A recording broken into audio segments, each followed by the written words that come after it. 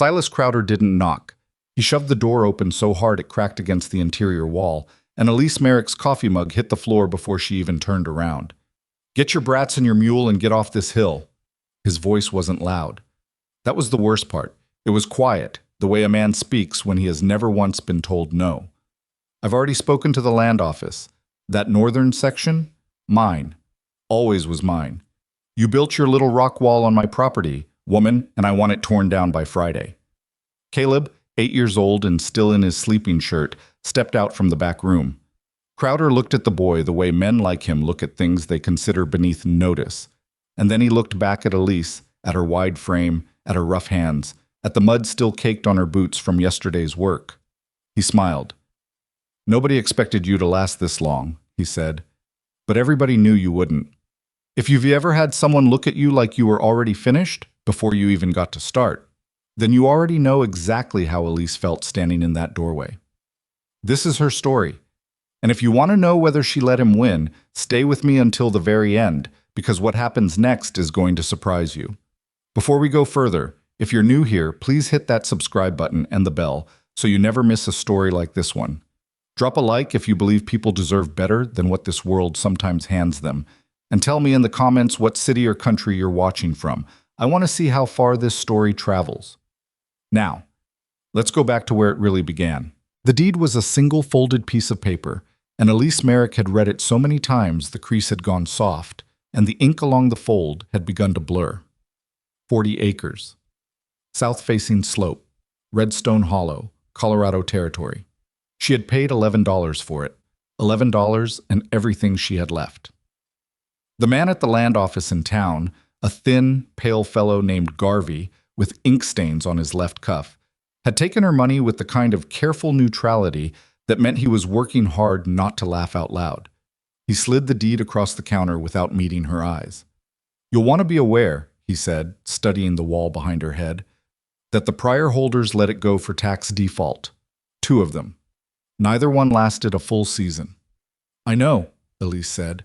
"The slope faces south, but it's steep, rocky." He paused. "Very rocky." "I know that too. There's barely 2 inches of topsoil in the upper third." Elise folded the deed and put it in her coat pocket. "Mr. Garvey," she said, "I've read every agricultural journal in the county lending library, and I've read them twice. I know what that land is. I also know what it can be." She picked up her satchel. "I'll need directions to the north boundary marker," Garvey told her later, to whoever would listen at the feed store, that he had never in his life seen a woman look so certain about something so obviously hopeless. That was the word everybody used in Redstone Hollow when they talked about Elise Merrick and that hillside. Hopeless. She had heard it applied to herself before, and in contexts that cut far deeper than a piece of rocky land. She had heard it 3 years ago when Thomas died. Thomas, who was 34 years old and who got a fever in October and was gone by November, leaving Elise with 2 children, a rented house she could no longer afford, $60 in savings, and the particular silence that follows a man who talked constantly. Thomas had always been talking, planning out loud, describing things he intended to build and places he intended to go. The house after he was gone was so quiet that Elise caught herself answering him sometimes, reflex conversations with a voice that wasn't there. People were kind, the way people are kind to widows in the immediate weeks. They brought casseroles. They patted her hand. They said things would get better. What none of them said, what she figured out herself slowly during those terrible quiet months, was that getting better required a plan. Not hope, not faith. A plan with steps and materials and a realistic assessment of what she was starting with. What she was starting with was almost nothing, but almost nothing is not nothing, and Elise Merrick was constitutionally incapable of treating those 2 things as the same. She had $60. She had 2 healthy children, Caleb, who was thoughtful in ways that sometimes startled her, and Nora, who was 5 and unstoppable and afraid of absolutely nothing. She had a mule named Preston, who was old and bad-tempered and reliable as weather. She had years of reading, and she had the $11 deed to 40 useless acres on a rocky Colorado hillside. She loaded what she owned into a second-hand wagon, helped Caleb up onto the seat, settled Nora in the back on top of the quilts, and told Preston it was time to go.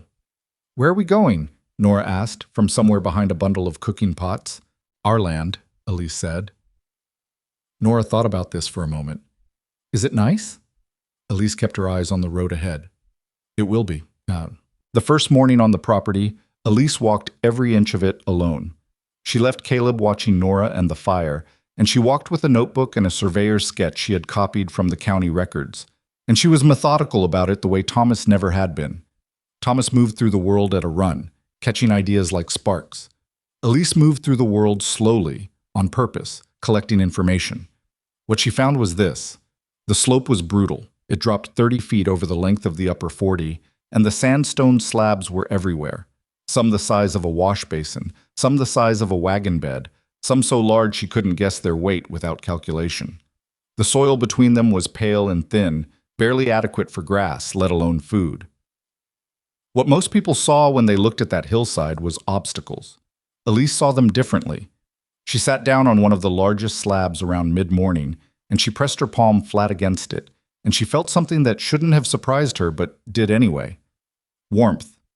Deep, stored warmth, radiating from stone that had been drinking in the October sun since before she arrived. She held her hand there for a long moment. Then she opened her notebook. She had read, in a journal article written by a Swiss horticulturalist and reprinted in an American agricultural quarterly she'd found in a library donation crate, about the concept of thermal mass. The idea that dense materials absorb heat during daylight and release it slowly through cold nights. The Swiss man wrote about stone walls in alpine vineyards, about how the vintners had discovered, through generations of trial and failure, that south-facing stone could protect cold-sensitive crops from killing frosts. She had read that article 4 times. She had thought about it in the context of an impossible, rock-covered, frost-prone Colorado hillside. And she had bought the deed. Caleb found her still sitting on the slab an hour later, notebook full of sketches. He stood beside her and looked at the chaos of stone across the slope. And he didn't say anything immediately, because Caleb was not the kind of child who spoke before he had thought. "You're going to move them?" he finally said. "Not move them exactly." She showed him the sketch she'd been working on. "Arrange them. A crescent, facing south, like a cupped hand, holding the warmth inside." Caleb studied the sketch. He tilted his head slightly, the way he did when he was working out angles in his mind. "The two ends would have to be anchored," he said, "or wind gets in from the north." She looked at him. He was 8 years old. "That's right," she said quietly. "Exactly right." He pointed to a cluster of the largest slabs, uphill and to the north. "Those ones," he said. "They're already almost where you'd want them."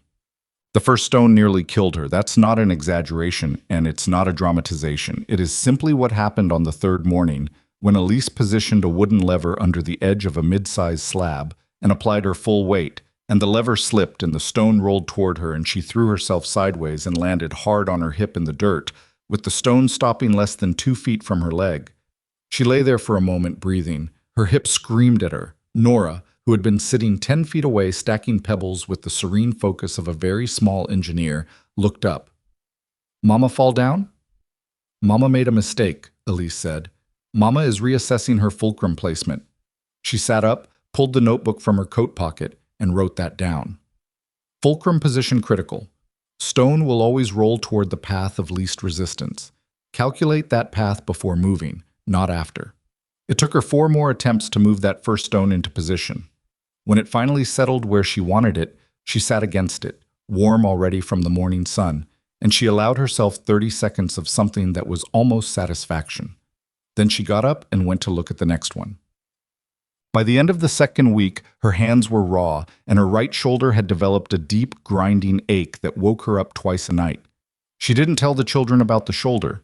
She told them instead about the physics of levers, about Archimedes and the concept of mechanical advantage, about how a person could move something many times her own weight if she understood the principle correctly. Caleb listened to all of it with complete seriousness. "So it's not about being strong," he said one evening. "Strength helps," Elise said honestly. "But no, it's mostly about being smart about where you put the effort." "You're smart," Nora said from the other side of the fire, not looking up from the doll she was dismantling with scientific curiosity. Elise looked at her daughter's bent head and felt something complicated move through her chest.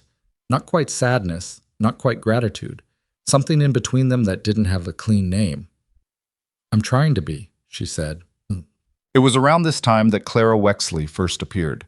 She came up the hill on a gray morning with a covered pot of something hot and an expression that was trying very hard to be neighborly without committing to it. Clara was maybe 40, lean and weathered, with the kind of face that had probably been softer before the frontier got to it. Her husband, Wade, had 200 acres of better land at the base of the hill, and Clara ran the household the way some women run small governments, efficiently and with minimal discussion. She set the pot down on the flat rock Elise was using as a work table and looked at the half-formed crescent of stone taking shape across the slope. "What in the world are you building?" she asked. Not hostile exactly, genuinely baffled, Elise explained. Clara listened without interrupting, which Elise later realized was rarer than it sounded. "And you think the warmth from the stone will keep off frost?" Clara said when Elise finished. "Not entirely, but enough. A few degrees can be the difference between a crop surviving and losing it." Clara was quiet for a moment. "My apple trees," she said, "lost them in April. Late frost came through and I lost every one of them." "I know, I heard." Clara looked at the stone wall. She looked at Elise, really looked at her, the kind of look that was actually seen rather than cataloging. Then she looked back at the wall. "Can I help?" she asked. Elise blinked. In 2 weeks, nobody had offered to help. "You don't have to." "I know I don't have to." Clara's voice was dry. "Wade would have something to say about it, but Wade isn't here." She picked up Elise's spare lever from the ground. "Show me where you put the fulcrum." 2 women, 1 slope, an unreasonable number of sandstone slabs. They worked in a mostly companionable silence that gradually, over the following days, became something more like friendship, the kind that doesn't require a lot of ceremony because it's built on shared labor rather than shared pleasantries. Clara was stronger than she looked, which was very strong. She also had opinions about lever placement that turned out, infuriatingly, to be correct about 60% of the time. "You're doing that thing again," Clara said one afternoon, as Elise recalculated an angle for the 3rd time. "What thing?" "Where you think so long the stone gets cold," Elise snorted. "If I move it wrong and it rolls into my leg, I can't work. If you stand there thinking until the snow comes, you also can't work." Clara set her lever.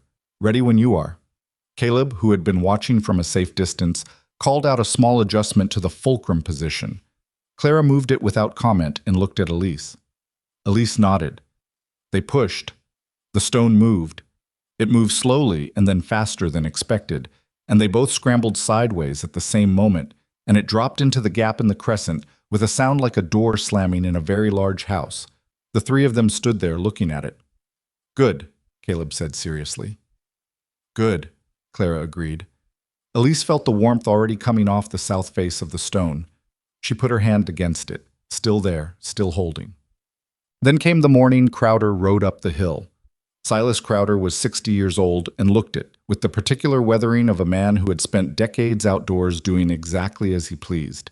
He owned 400 acres to the north and east, and he owned them the way some men own things, not as a responsibility, but as a proof of something. He had been watching the work on Elise's hillside with an expression that his wife later described, privately, as irritated. Crowder didn't like unexplained things. A fat widow moving sandstone around a hill for reasons he couldn't immediately understand struck him as an unexplained thing. He arrived without warning on a cold Tuesday morning, sat on his horse at the edge of the slope, and watched Elise and Clara working a lever for a long minute before he spoke. "Which end of that wall is the north end?" he called. Elise straightened. "The upper left anchor stones." He looked at them for a long moment. Something shifted in his expression, barely visible. A calculation. "That property line runs east of those stones, does it?" "It runs 6 feet east of them," Elise said. "I've walked the original survey." He said again, and he rode away. Elise watched him go. "That man is going to cause you trouble," Clara said quietly. "I know," Elise said. She picked up her lever. "Let's get back to work." The warm pocket happened by accident, the way the most important discoveries usually do. Elise had not planned to be up on the hill at dusk, but one of the anchor stones on the north end had shifted during the afternoon and she needed to check the angle before morning. and so she climbed up as the sun dropped behind the western ridgeline and the temperature started its nightly fall. She stepped inside the crescent, and she stopped. It was warmer inside, not dramatically warmer, not warm enough to be comfortable without her coat, but perceptibly, unmistakably warmer than the open hillside she'd just walked through. She stood very still and felt it. The heat coming off the curved wall of sandstone, slow and steady, like a fire that had burned down to its longest-lasting coals. She stayed there for a long time. When she came back down, Caleb was waiting at the tent with the last of the cornbread from dinner. "Something happened," he said. It wasn't a question. He could read her face the way some children read their parents, with a precision that was both comforting and occasionally unnerving. "Come up with me tomorrow at this time," she said. He came up. He stood inside the crescent as the light faded, and he held very still, and after a moment he said, "It's different in here. 10 degrees warmer, maybe a little more." He looked at the curved walls. He looked at the position of the southern opening.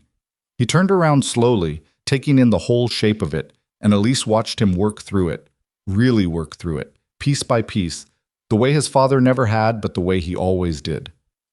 "The warm pocket," he said finally. "What?" "That's what it is." He looked at her. "The warm pocket. It's like the stones are holding a pocket of warmth inside." She looked at her 8-year-old son in the dying light on a Colorado hillside that everyone in Redstone Hollow had told her was worthless. "Yes," she said, "that's exactly what it is." She planted the grape cuttings on a Friday. Anton Keller, who was 73 years old and had grown alpine varieties in difficult soil for 50 years and had opinions about nearly everything, had looked at the crescent for a long time the first time he saw it. He hadn't said anything for so long that Elise began to feel the specific anxiety of someone who has built something unusual and is waiting to hear whether the expert considers it brilliant or foolish. Then he said, "My grandfather built something like this, in Austria. We called it a Trockenmauer." He paused.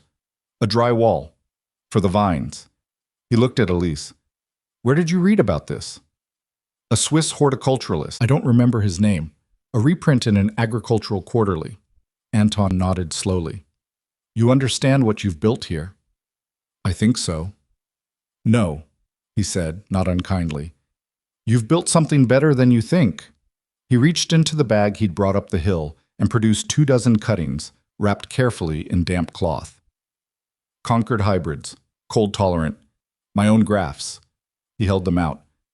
"They go in now, before the ground hardens." Elise took them. "Thank you." "Don't thank me yet." He almost smiled. "If they take, I'll want credit." She planted every one herself, on her knees in the thin soil between the stones, pressing each cutting into the ground with her hands, feeling the stored warmth coming up through the earth inside the crescent. Caleb helped her measure the spacing. Nora handed her the tools with great ceremony.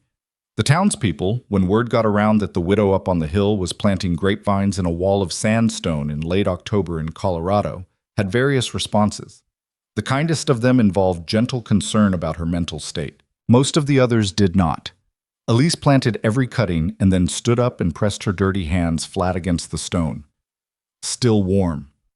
The crescent wall held it all in, the heat, the hope, the sheer stubborn refusal to accept that the problem was unsolvable. She wiped her hands on her trousers. "Now we wait," she told Caleb. He looked at the bare soil where the cuttings were buried. "How long?" She thought about it honestly. "Long enough to find out if I'm right." The first green bud appeared on a Wednesday morning in early spring, and Elise almost missed it. She was carrying water from the temporary basin they'd dug lower on the slope, struggling uphill with 2 heavy buckets, her shoulder aching in the cold the way it always did now. And she nearly walked right past the northernmost vine before something at the edge of her vision made her stop. She set the buckets down. She crouched.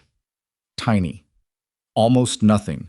A small, tight bud of absolute green against the gray-brown of the cutting. So small she had to lean close to be certain she was seeing it correctly. She was seeing it correctly. She sat back on her heels in the dirt, and she felt something she had been carefully not allowing herself to feel for months, because feeling it too early seemed like a form of recklessness. She felt, for the first time since Thomas died, that things might actually be all right. Not easy. Not perfect. Not safe. just all right. She sat there in the mud inside the warm pocket for a long moment, by herself, with no one to tell. The stones curved around her, still holding the last of the night's warmth. Above her, Redstone Hollow went about its business, certain the widow's experiment had already failed or was just about to. Below her, in the thin soil, something green had decided to grow. She picked up the water buckets and kept going. She didn't tell anyone about the bud. That probably sounds strange, finding the first proof that your impossible idea might actually work, and then saying nothing about it to another living soul. But Elise had learned something specific about hope in the years since Thomas died, which was that hope, announced too early, had a way of becoming a liability. People would ask about it. People would watch for it to fail. And if it did fail, they wouldn't just be watching the plant die. They would be watching her face while it happened. So she kept it to herself for 9 days. She checked on it every morning before the children woke, crouching in the thin light inside the crescent, watching the bud unfurl with a slowness that was almost maddening. It grew the way all real things grow, not dramatically, not in a way that made for a good story, just incrementally and stubbornly, 1 degree of green at a time. By the 6th day, there were 3 more buds on the same vine, and by the 9th day, 2 of the other cuttings were showing the same signs. On the 10th morning, she brought Caleb up with her. He saw them immediately. He didn't shout or jump or make any of the sounds a different kind of 8-year-old might have made. He just crouched down very close and was quiet for a moment. And then he said, "How many?" 4 vines confirmed. 2 more, I think, are coming. He sat back on his heels. He was wearing his father's old coat, too large for him still, the sleeves rolled up twice. Anton's going to want to see this. I know. When are you going to tell him? Elise looked at the small, bright green curled against the gray cutting. When I'm sure it's not just the one. Caleb thought about this, and apparently decided it was reasonable because he didn't push it. He stood up and looked around the inside of the crescent, at the curved walls, at the south-facing opening, at the way the morning light came in at an angle and hit the stone and scattered warmth across the ground. He had that look he sometimes got, the one that meant he was seeing something in 3 dimensions that most people could only see flat. The water's going to be a problem, he said. Elise frowned. I know it will be, once summer comes. No, I mean sooner. He pointed toward the lower end of the slope, where the sandy soil was already showing a pale, almost powdery dryness, despite the recent snowmelt. It drains too fast. The roots are going to go looking for water, and there isn't any deep enough. She looked where he was pointing and felt the particular sinking feeling of a problem she had been aware of, but had been pushing to the back of her mind, telling herself she would solve it when she got there. The problem had apparently decided not to wait. A cistern, she said, before summer. She looked at the vines, at the budding cuttings in the thin soil, at the crescent wall holding the warmth in. She looked at the slope below, all the excavation that would require, all the materials, all the labor. Before summer, she agreed. She did not tell Caleb that she had no idea yet how she was going to pay for it. The conversation with Wade Wexley was not something she had been looking forward to.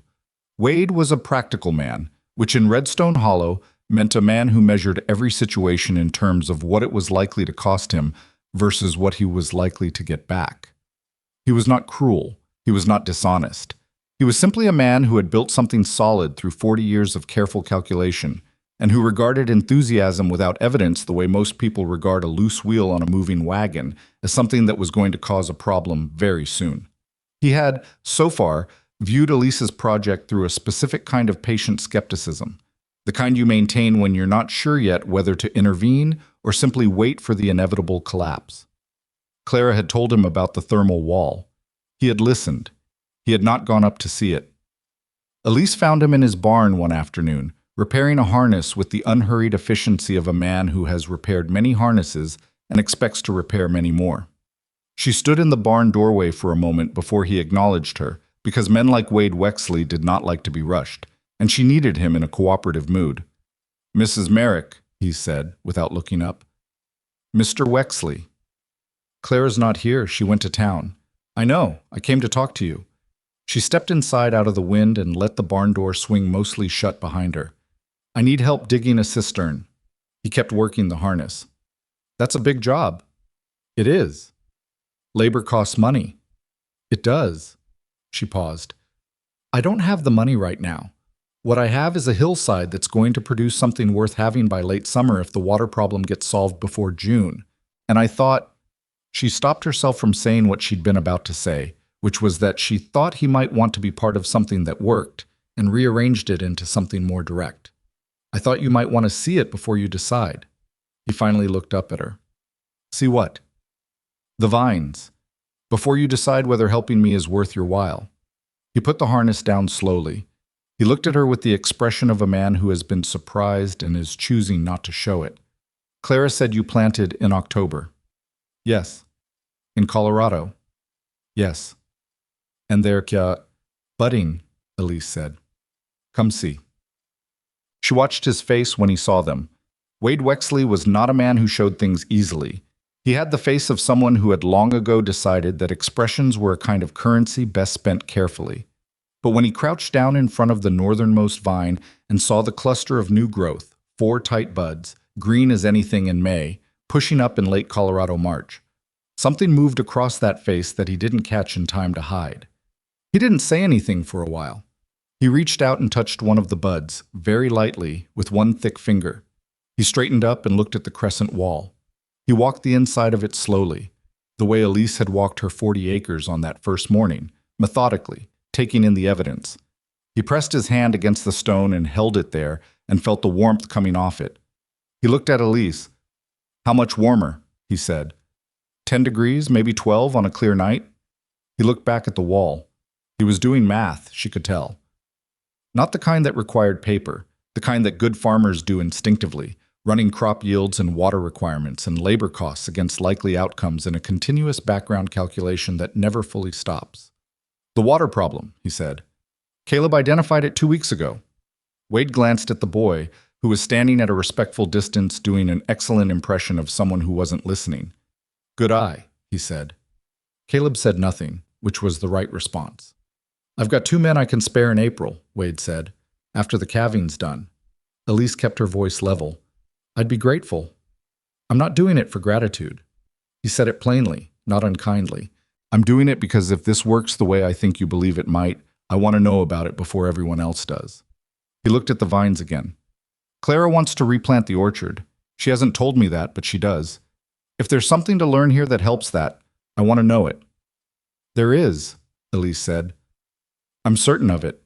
He gave her a long look. You're very certain for a woman who's been here less than a year. I've been thinking about this for 3 years, she said. I've just been here less than a year. Something almost like respect crossed his face and was gone. He nodded once, briefly, the way a man nods when a conversation has reached its conclusion and he is satisfied with where it landed. April, he said.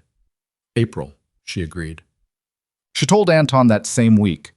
He came up the hill on a morning when the light was still thin and the air had the particular cold clarity of early spring at altitude, and he stood inside the crescent and looked at the vines for a long time with his hands in his coat pockets and his face doing things she couldn't entirely read. Anton Keller had been growing things in difficult places for 50 years.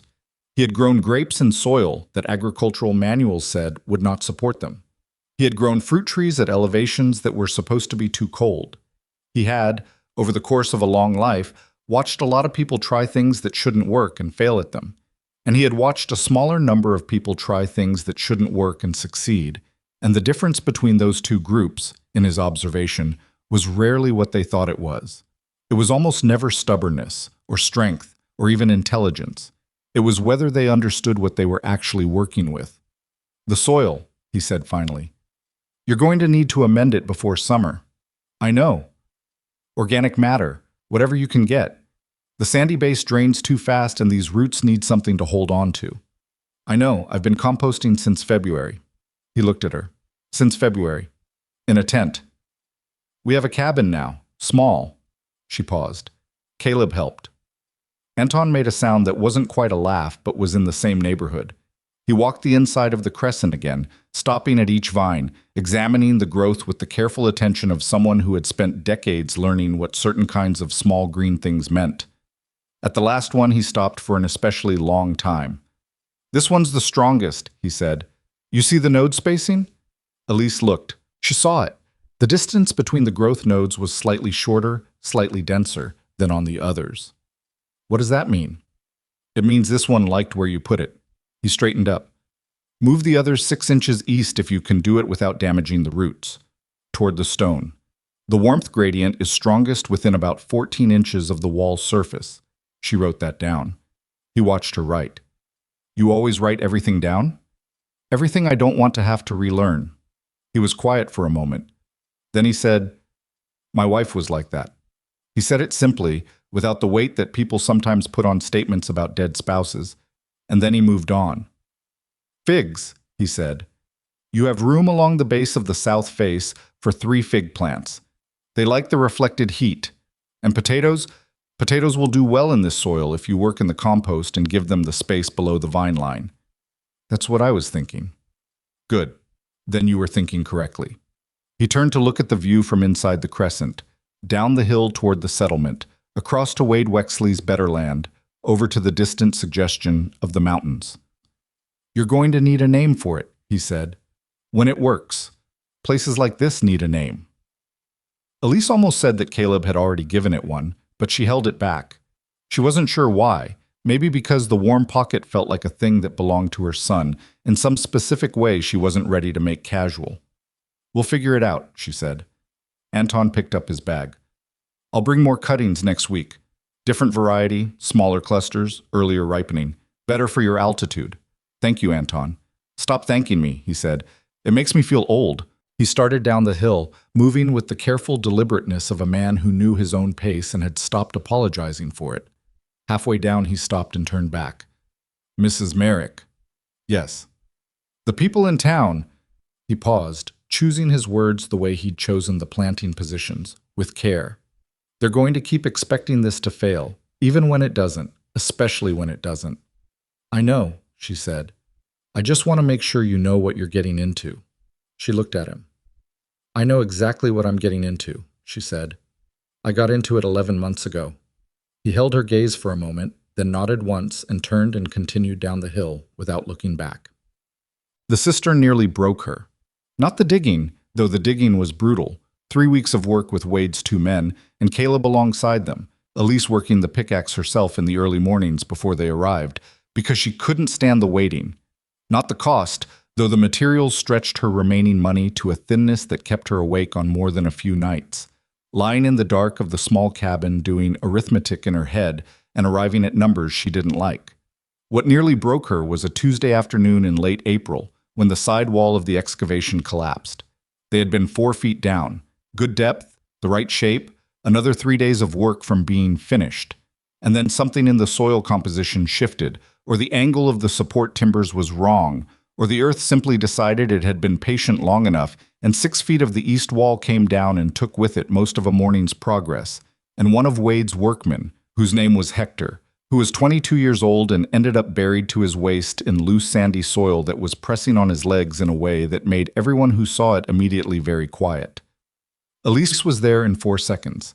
She didn't think about it. She just moved, over the edge of the excavation and down into the loose soil beside him, her hands already working, pulling the dirt away from his legs with her fingers, calling over her shoulder for planks to shore the remaining walls before more came down. Caleb was on the rim above, and she heard him relay the instruction to the other workmen with a clarity and composure that was striking in a child his age. Hector was pale. He was trying to be calm and mostly succeeding. Don't move your legs, she said. I'm not. Are you in pain? My left ankle. Not bad. She kept working. The soil was loose enough to move by hand and dense enough to keep coming, and she had to work against it the way you work against something that doesn't hate you, but also doesn't care about you at all. After what felt like much longer than it probably was, Hector's legs were free enough to move, and the 2 of them scrambled out of the excavation with the remaining wall section groaning behind them. They sat on the ground at the rim and caught their breath. Hector looked at his hands and then at Elise. He was a young man who had probably been told, directly or indirectly, many things about women and what they were and weren't capable of. She could see him revising something. Thank you, he said. Don't thank me yet, she said, still breathing hard. I still have to figure out how to stop that from happening again. Caleb appeared beside her. He had a canteen and he gave it to her first, then to Hector, without being asked. The angle, Caleb said. He was looking at the collapsed wall of the excavation. The support timbers are too vertical. They need to lean inward, like this. He showed her with his hands. So the weight of the earth pushes them into each other instead of away. Elise looked at her son. "Where did you read that?" she asked. He gave her a look that was startlingly her own face reflected back at her. "I didn't. I just looked at how it failed." They repaired the support structure that afternoon and dug for 3 more days, and the cistern held. By late May, the warm pocket was beginning to justify its name in ways even skeptics found difficult to dismiss. The grapevines had put on significant growth, real, undeniable growth, the kind with proper leaf structure and the first suggestions of climbing tendrils reaching toward the stone. The potatoes and onions below the vine line were thick and healthy. The herbs along the south face of the wall were weeks ahead of anything growing at the same elevation in open ground. Clara, who came up twice a week now and no longer pretended it was for any reason other than because she wanted to be there, had started sketching plans for the redesigned orchard. The townspeople who came to look, and more were coming now, though most would not have admitted what they were actually doing, which was checking on whether they'd been wrong, arrived with the protective armor of uncertainty. They looked at the green things growing in the impossible place and said things like, "Well, we'll see what July does to it, and this doesn't prove anything yet, and the first frost will tell the story." Elise let them say it. She didn't argue because there was nothing to argue. They were right that one season proved nothing, and right that a frost could still wipe out everything, and right that the real test was survival over time. She knew these things. She had known them from the beginning. But knowledge of risk is not the same as defeat, and she had never once confused the two. What she could not control, and knew she could not control, was what Silas Crowder was doing during those same weeks. She found out the way most people in small settlements find out about things being done against them, which is from someone who felt bad about knowing and waited a beat too long before saying anything. It was Garvey, of all people.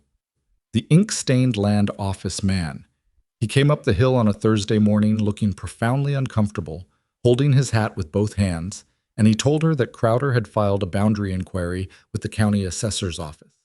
He had submitted an affidavit claiming that the original survey of Elise's property was in error and that the true northern boundary ran 12 feet south of where the existing markers placed it. 12 feet south would put the northern anchor stones of the crescent wall on Crowder's land. If the inquiry succeeded, she would be legally required to remove that section. Garvey told her this in a rush, and then stood there holding his hat, looking at a point somewhere past her left shoulder, waiting for her to either cry or collapse. She did neither. "When was the inquiry filed?" she asked. 3 weeks ago. She absorbed this. 3 weeks. While the vines were budding, while the cistern was being dug, while she was pulling Hector out of a collapsed wall. "And when do I need to respond?" "The assessor's office will want to hear from you within 60 days of the filing. So," he calculated, "you have about 40 days. She looked at him steadily. "Why are you telling me this, Mr. Garvey?" He finally looked directly at her. He was a man who had spent his working life behind a counter, processing the paperwork of other people's ambitions and failures, and something in what he had watched on this hillside over the past months had apparently gotten under his careful professional neutrality. "Because someone should have," he said. She thanked him. He put his hat back on and went back down the hill, and Elise stood for a long moment looking at the crescent wall. At the anchor stones on the north end, 2 massive sandstone slabs, shoulder height, the backbone of the whole structure. Without them, the northern exposure of the warm pocket would be open to the wind, and without that protection, the temperature differential that was keeping everything alive would collapse. She thought about Crowder riding up the hill that morning, asking which end was the northern end, looking at those particular stones. She thought about the smile on his face when he'd come through her door. She went inside and got her notebook, her copy of the county survey map, and her compass. Then she went up the hill. She and Caleb spent 3 days on it. She had told no one what she was looking for, only that she needed to check the property lines, which was true. But the checking she was doing was far more thorough than a casual survey. She was retracing the original markers with a precision that the original surveyor might have found excessive. Measuring distances with a knotted rope, she had calibrated herself against the county's standard rod measurement, recording every reading twice. The original survey had been done in 1871 by a man named Pollard, whose handwriting was difficult and whose field notes were preserved in the county records. Elise had requested copies of those notes through Garvey 2 days after the filing and had spent an evening working through Pollard's cramped notation, translating his measurements and bearings into a clean diagram in her own notebook. Caleb worked the compass while she managed the rope and the notes. He was precise and patient in a way that made the work go faster than it would have with most adults. And he asked good questions when something didn't immediately make sense, and accepted the answers without needing to be right about his first guess. On the third afternoon, they found the boundary marker. It was an iron stake, half buried, set into a crack in a sandstone outcropping. The position was consistent with Pollard's 1871 field notes, with the county survey map, and with every measurement Elise had taken over the previous 3 days. It was also approximately 7 feet east of where Crowder's affidavit claimed the true line ran. Elise crouched beside it for a long time. The anchor stones of the crescent were 6 feet inside her property. She wrote down the stake's position 3 times in 3 different ways in her notebook, measured to it from 4 reference points, and then sat back in the dirt and pressed her hands flat against the warm sandstone beneath her. "We're right," Caleb said. "Yes." He was quiet for a moment. He knew we were right, before he filed it. Elise looked at her son. He was not asking. He was stating something he had worked out on his own, with the calm, slightly sad precision of a child who has figured out something uncomfortable about how some people operate in the world. "I think so," she said. "Then why did he do it?" She thought about how to answer that. She thought about Crowder on his horse, asking which end was the northern end. She thought about the smile.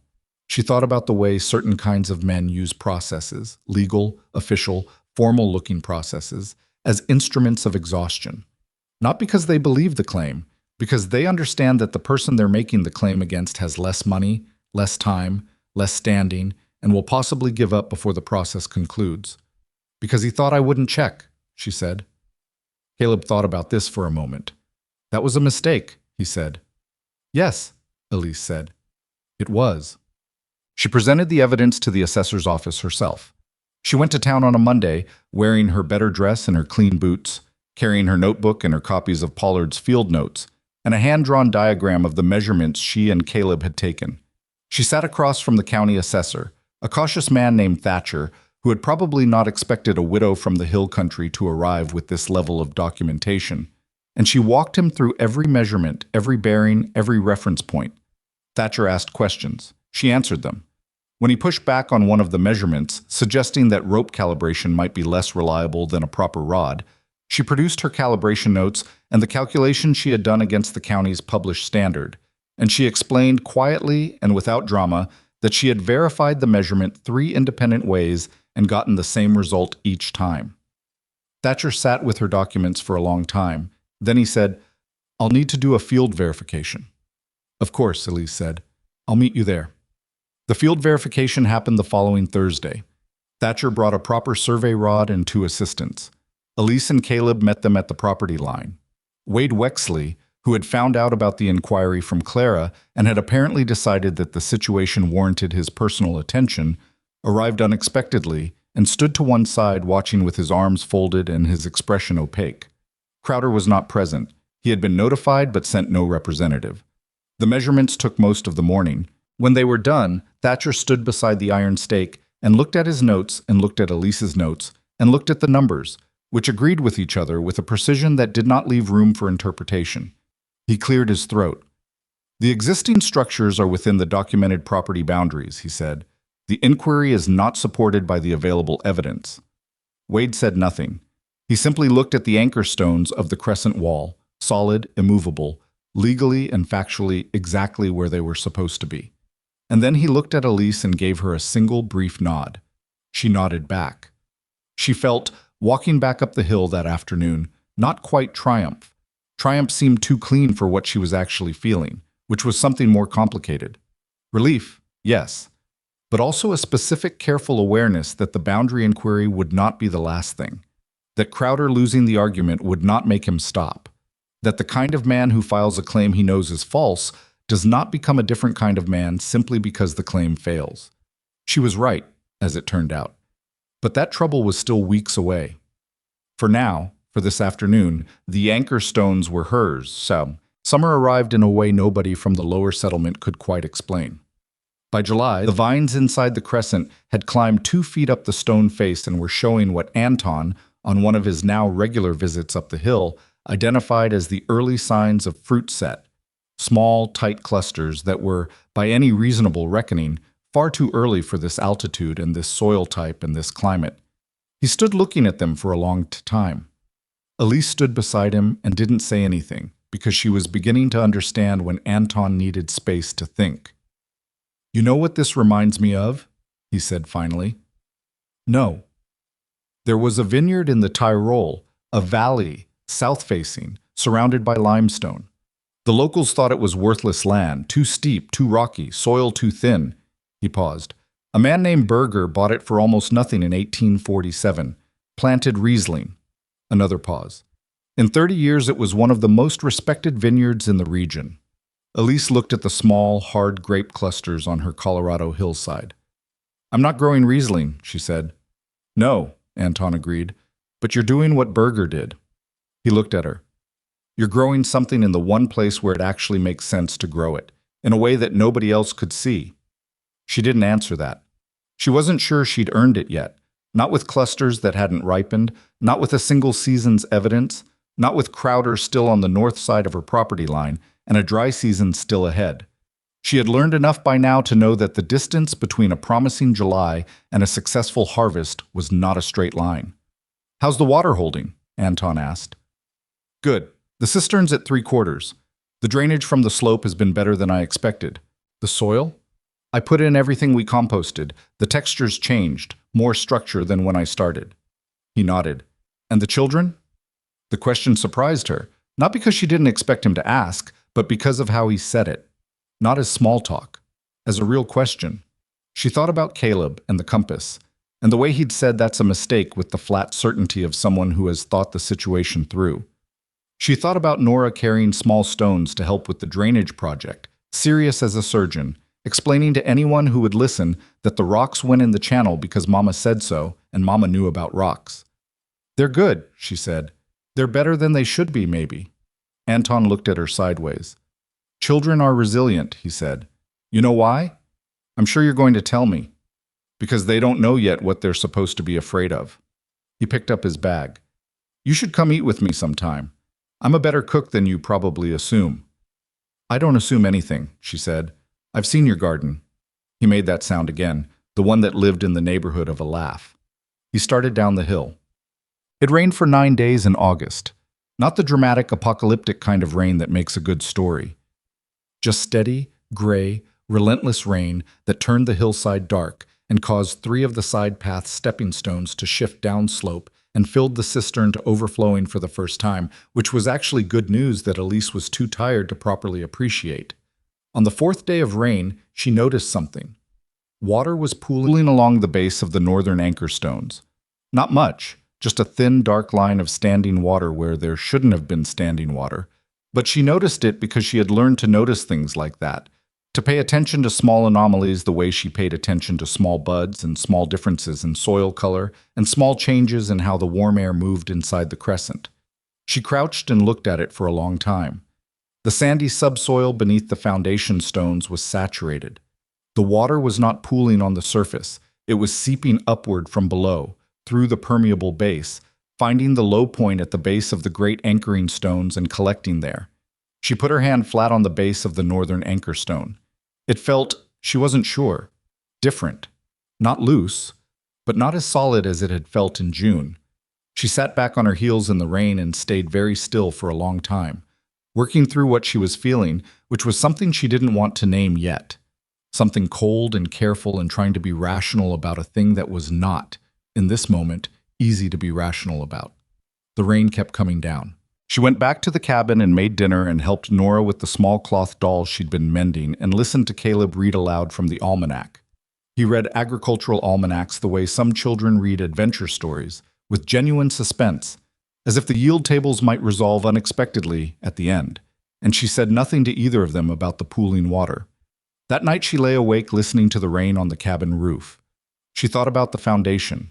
She thought about what sustained pressure from below-grade water did to sandstone over time, about the weight of the anchor stones and the angle at which they were seated, and what would happen if the base material became too saturated to hold them.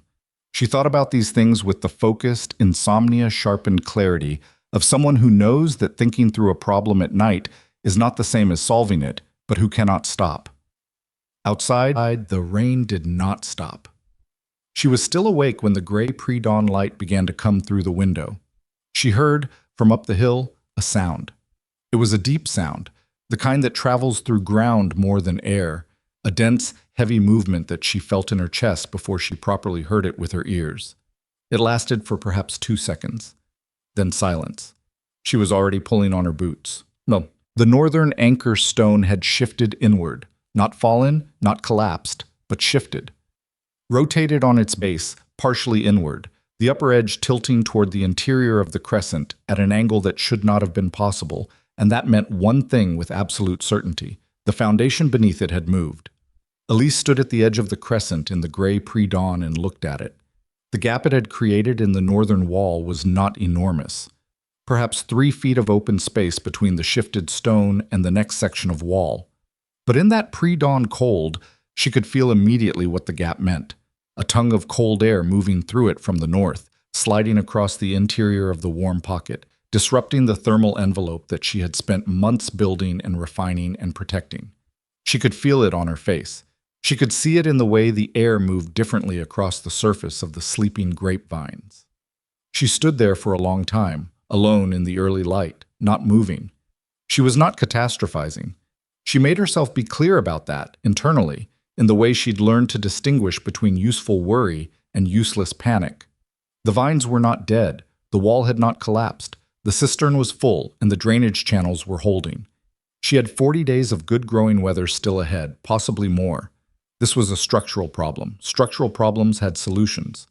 She made herself believe that, standing alone in the pre-dawn cold, looking at the gap in her wall. She almost managed it. Then Caleb appeared beside her in his father's too large coat, and he stood looking at the shifted stone, and he said very quietly, "How bad is it?" And she said just as quietly, "I don't know yet," which was honest, which was the best she could do. She sat down on one of the smaller stones at the edge of the crescent, because her legs were tired and her shoulder was aching, and she had been awake all night, and she was not, regardless of what the situation required, made of anything other than ordinary human material. She sat down and looked at the gap, and at the sleeping vines, and at the pale morning sky coming up over the eastern ridge. She sat there for a while, working something through, not giving up, not even close to giving up, but sitting with the truth of the situation, which was that she had built something that had not fully held, and that the people who had expected her to fail had been waiting for exactly this moment, and that the moment was real, and it was here, and she had to decide what to do with it. The sky got lighter. The first thin edge of sun came over the ridge.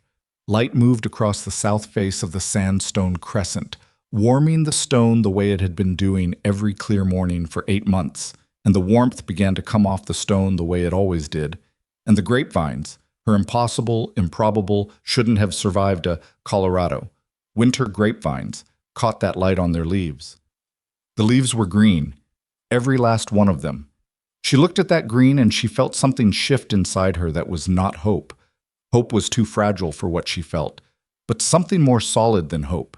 Something that understood the difference between a broken foundation and a broken idea. She stood up.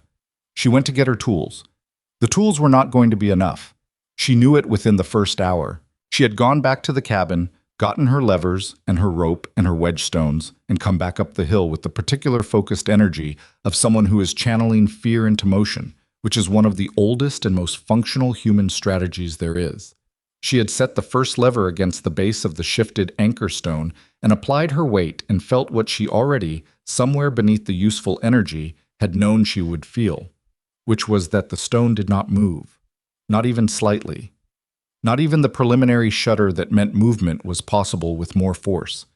The saturation had done something to the soil beneath the foundation that made the stone's current position more stable than its original one in certain limited ways, and completely unstable in others. The base had compacted and then swelled and then partially liquefied under 9 days of rain, and the stone had settled into that softened ground at its new angle, and was now, in the cold early morning, sitting in material that had partially refrozen overnight, and was holding the stone like a cast holds a broken bone, rigidly in the wrong position. She stepped back and looked at it. She pressed her hands against her thighs and breathed in thought. The gap was roughly 3 feet. The cold air coming through it was not catastrophic yet.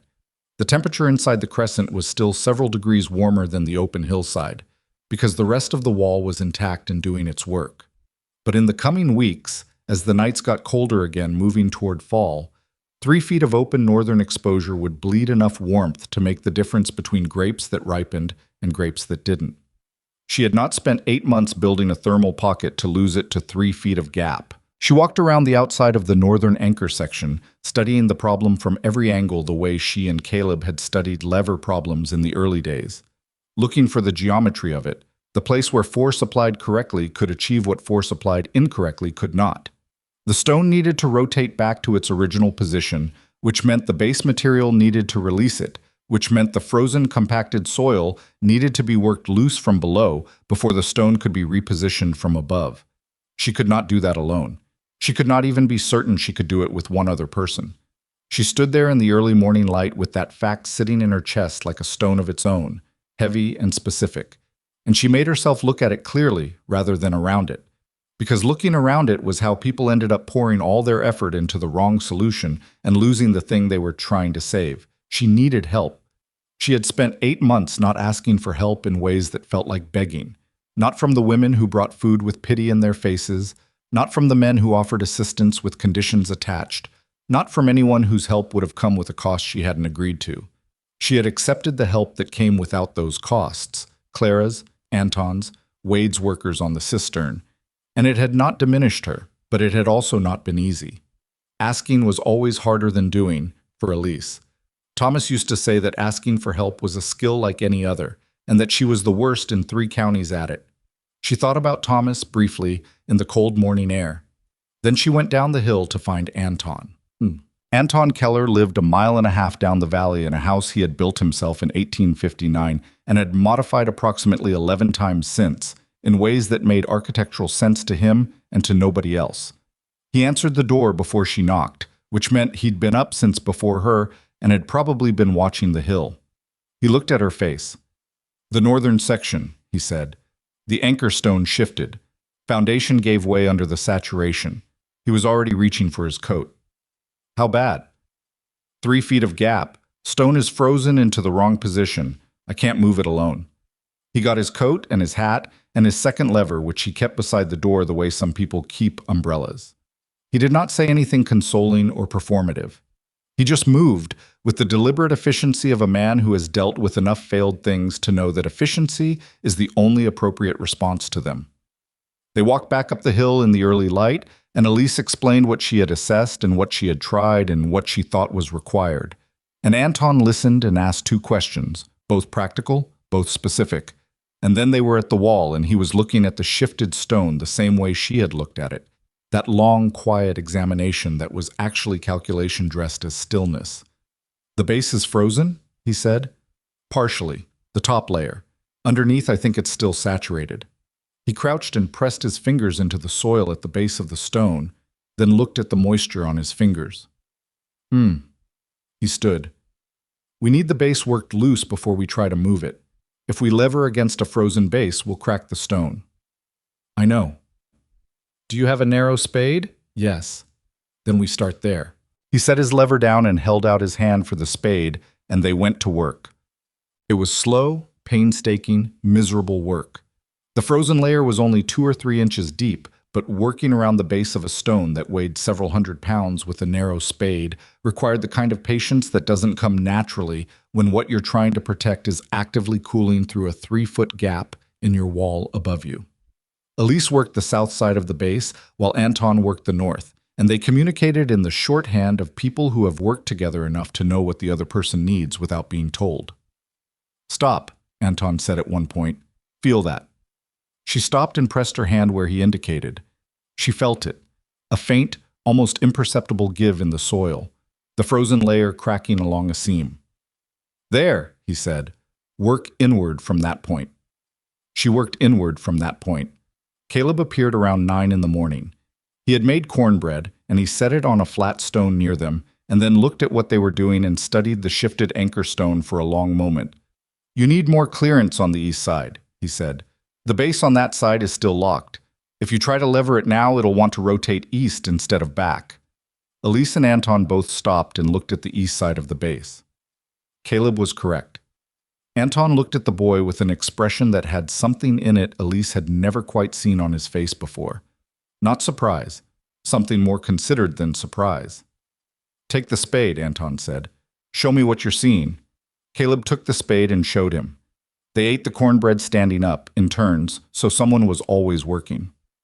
By mid-morning, the base was loose enough to attempt the lever work, but it was immediately clear that 2 people were not going to be sufficient for what needed to happen. The stone had to be lifted and rotated simultaneously, lifted to clear the compacted base material and rotated back toward its original position, and the geometry of that required force applied at 2 points at the same moment, with a coordination that was beyond what 2 lever operators could manage while also controlling the direction of movement. Elise set her lever down and stood with her hands on her hips and looked at the problem. Anton was looking at it too. "Wade," he said. "He's in town until Thursday." "His men?" "Maybe. Hector's the one who knows the property."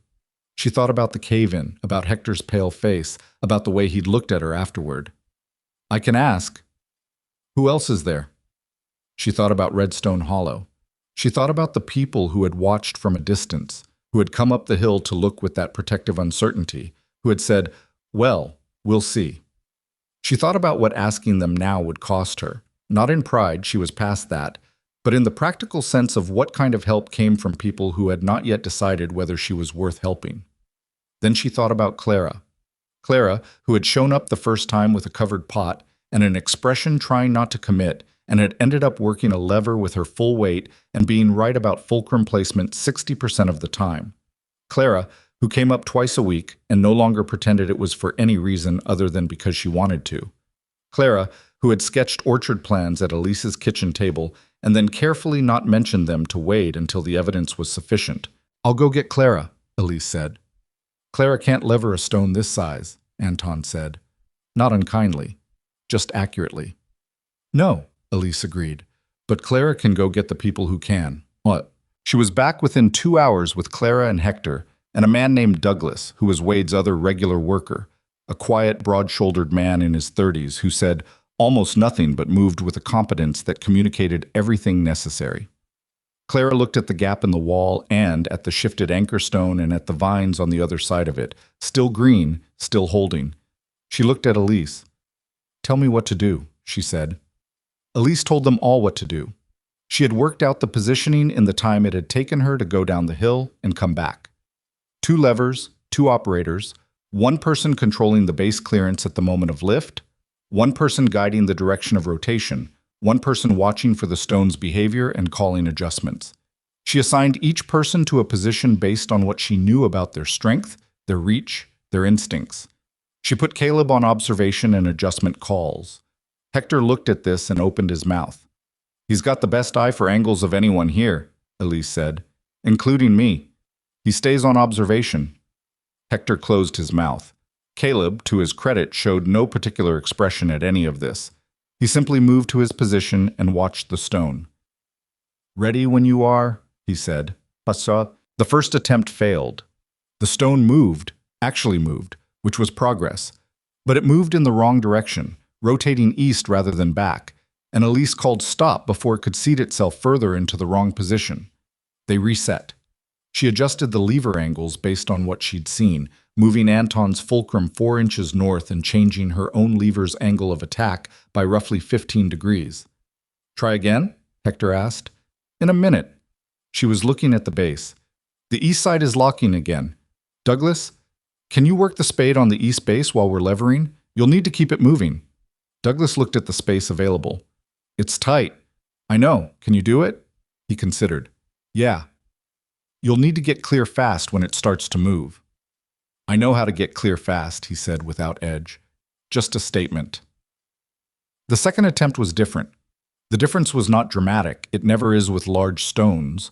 where the drama is mostly internal, in the effort required and the risk being managed, rather than in the visible movement, which is always slower and less theatrical than it seems like it should be.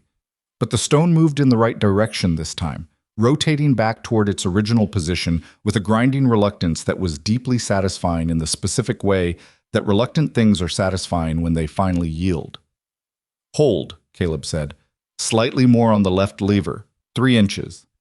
Anton adjusted 3 inches and applied force, and the stone rotated another degree. "There," Caleb said. "Stop." They stopped.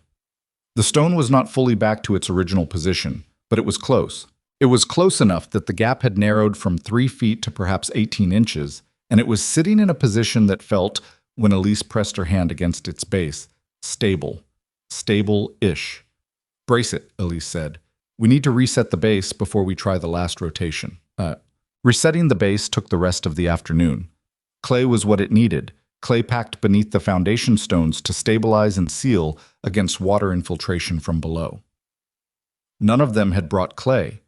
Douglas, after a moment's thought, said there was a clay deposit near the base of the hill, in a low spot behind the eastern fence line, that he'd noticed when they were digging the cistern. "How much is there?" Elise asked. "Enough," he said. He and Hector went down and came back with clay packed into burlap sacks and carried on their shoulders.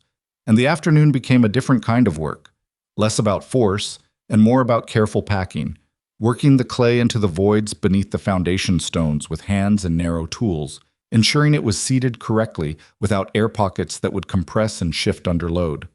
Clara worked alongside Elise at this, and they were quiet for a long time together, which was comfortable in the way that silence between people who know each other well is comfortable. Eventually Clara said, "Wade is going to be irritated he missed this." "Is he?" "He's been paying more attention to this hillside than he lets on." She packed clay into a gap with careful fingers. He asked Garvey about the boundary inquiry result. After the fact. Like he was just happening to be curious. Elise said nothing. "He's not a bad man," Clara said. "He's just slow to decide things." "I know." Elise worked clay into the north base. "He helped when it mattered." "He did." Clara sat back and looked at her work. "So did a lot of people in the end."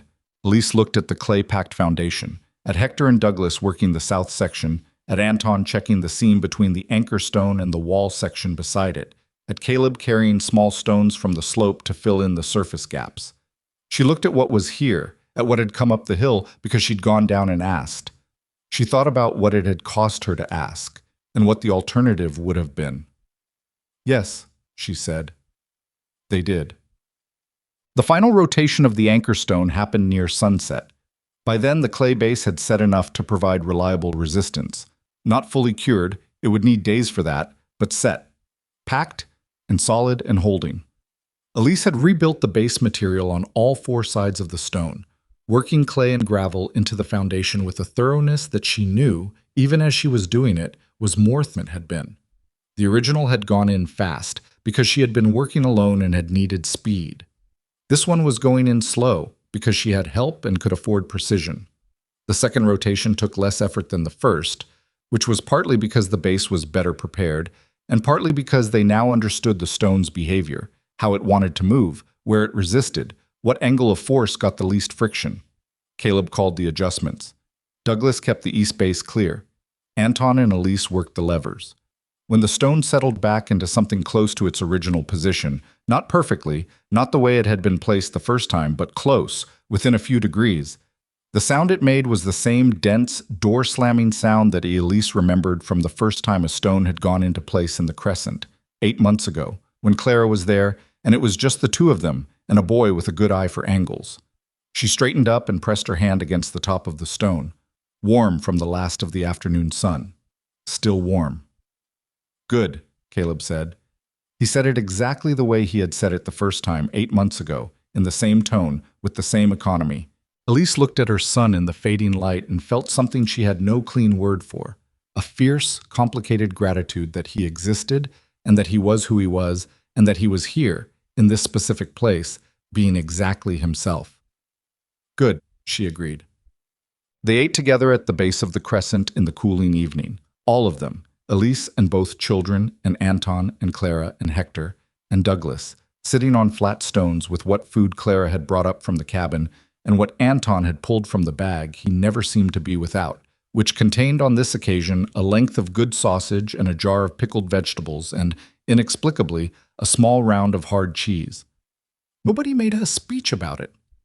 That was one of the things Elise noticed and did not say out loud, that nobody felt the need to mark the occasion with words, because the work had marked it sufficiently, and they were all tired in the particular deep way that comes from sustained physical effort, the kind of tired that is actually a form of satisfaction if you let it be.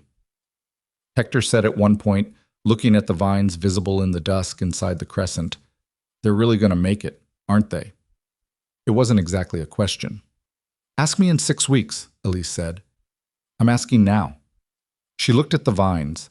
She looked at the reformed anchor stone. She thought about all the ways the honest answer was complicated. The unpredictable fall weather, the clay base still curing, the dry season ahead, the 100 things that could still go wrong, and probably some of them would. "Probably," she said. "Yeah." Hector nodded. He seemed to find this adequate. Okay. Wade came back from town on Thursday morning and went immediately up the hill, which Clara had apparently anticipated because she was already there when he arrived. He looked at the anchor stone. He looked at the clay and gravel base. He walked the inside of the crescent and looked at the vines and came back and stood beside the repaired northern section for a long time. "Clara said you moved it with 3 other people," he said. "4, Caleb on observation." He looked at his son's age reflected in Caleb's face. Caleb was watching him from a polite distance with an expression of careful neutrality that was more adult than most adults managed. "He's useful," Wade said. "He's extraordinary," Elise said, without emphasis, just as a statement of fact, the way she'd have stated the clay base depth or the cistern water level. Wade looked at her. "The base work is better than the original." "It should be." "I know more than I did." He nodded slowly. "You're going to need to look at the drainage channel running east of this section, the one Hector dug toward the cistern," he pointed. "It's silted in about halfway along. When the next rain comes, you'll lose the drainage capacity you need." Elise looked where he was pointing. He was right. "I'll clear it," she said. "I'll send Douglas for a morning." He said it the way he said everything, matter of fact, not generous, just logical. "He knows where the silt pockets are." "Thank you." He made a sound that dismissed the thanks without being rude about it. He looked at the wall one more time, the whole thing, the full crescent, 40 feet of arranged sandstone holding a pocket of warmth on a hillside. Nobody had wanted, and something passed through his expression that was not quite the revision she'd seen on his face the first time he'd come up here, but was further along the same road. "You know, Crowder's been telling people the inquiry results were a clerical error," Wade said. Elise had not known this. She absorbed it carefully. "Is anyone believing him?" "Some. Less than were." He paused. "He came to talk to me last week about this property, about whether I thought you were—" He stopped, chose a different approach. "About whether the operation here was sustainable." "What did you tell him?" Wade looked at the vines. "I told him the cistern was well engineered and the foundation work was solid." A pause. "And that the next time he had questions about your property, he should ask you directly." She looked at him. "You said that." "I said that," he confirmed, with the flat steadiness of a man reporting a fact. She didn't say what she was thinking, which was that she would not have predicted that 6 months ago, and that it meant something, whether or not Wade was the kind of man who acknowledged what things meant. She just nodded.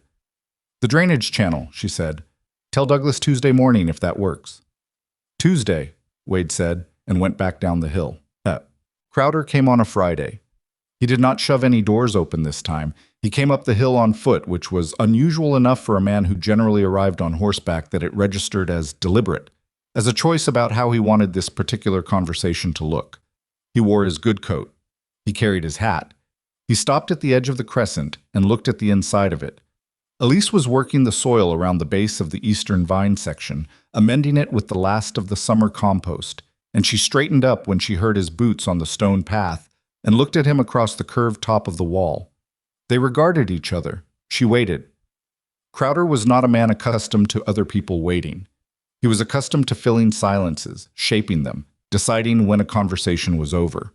Elise had watched enough of his kind to understand that the most useful thing she could do in this moment was absolutely nothing. He looked at the vines, at the repaired anchor stone, at the clay base, at the shape and scale of the crescent, which was something he had not seen from up close before. He had always viewed it from horseback, from a distance, with the distortion of distance and attitude that allows a man to minimize a thing. From up close, it was harder to minimize. "The assessor's office," he said finally. "Found in my favor," she said. "I'm aware." He turned his hat in his hands. "I may have relied on older information about the survey markers." Elise said nothing. He looked at her. He was trying to manage something. She could see it, the effort of it, the specific difficulty of a man who has never had to manage this particular thing before. "The inquiry may have been premature," he said. "It was wrong," Elise said. He held her gaze. "It was wrong," he agreed after a moment. The words cost him something, not nothing. She could see that clearly. Actually something. She had not expected that. She had expected a more slippery form of acknowledgement, something that contained the shape of an apology without the substance. What he had said was small, and it had come without grace, and it was more honest than she'd anticipated from him. She nodded. "All right," she said. He seemed surprised that this was her response. He'd probably expected more, either more anger or more magnanimity, the two performances available to people in her position. She offered neither because she was not performing. "The vines," he said. "I was looking at them again." "What variety?" She told him. He asked two more questions, about the soil amendment, about the water system, and she answered them accurately and without elaboration, and he listened in a way that was actually listening. When he left, he went back down the hill the same way he'd come up, on foot, at a pace that suggested he was thinking. She watched him go.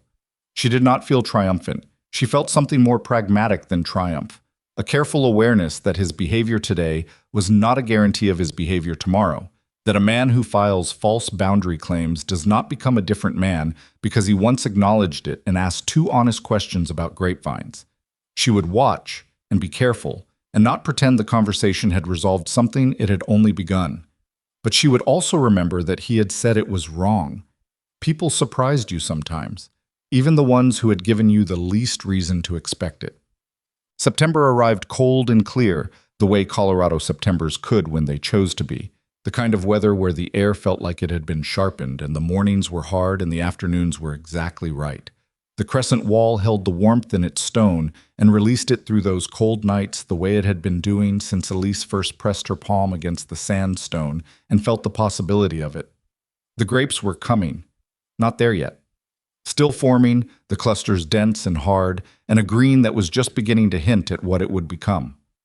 Anton came up twice a week now and checked the development and measured the bricks, the sugar content, with a small device he produced from his coat pocket and applied to individual berries, peering at the result with an expression of professional restraint that did not entirely conceal his interest. "Mid-October," he said one morning, replacing the device in his pocket. "If the weather holds." "The weather never holds," Elise said. "No." He looked at the clusters. "But these are further along than I expected. The thermal mass is doing more than I thought it would at this altitude." He paused. "More than I would have predicted." Elise looked at him. "That's not a small thing coming from you." "No," he agreed. "It isn't." Nora appeared from behind the south wall, carrying a stone she had decided was important. She held it up for Anton's inspection with the expectation of someone who has never once been told her offerings are not worth examining. Anton examined it. "Good density," he said seriously. "Where did you find it?" "Down there." Nora pointed vaguely downhill. "Mama, can I have the rock?" "What are you going to do with it?" "Put it with the other rocks."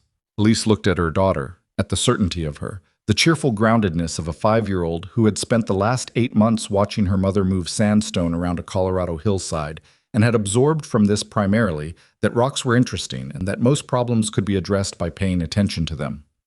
"Yes," she said, "you can have the rock." The morning the cistern nearly overflowed for the second time was also the morning the first cluster changed color.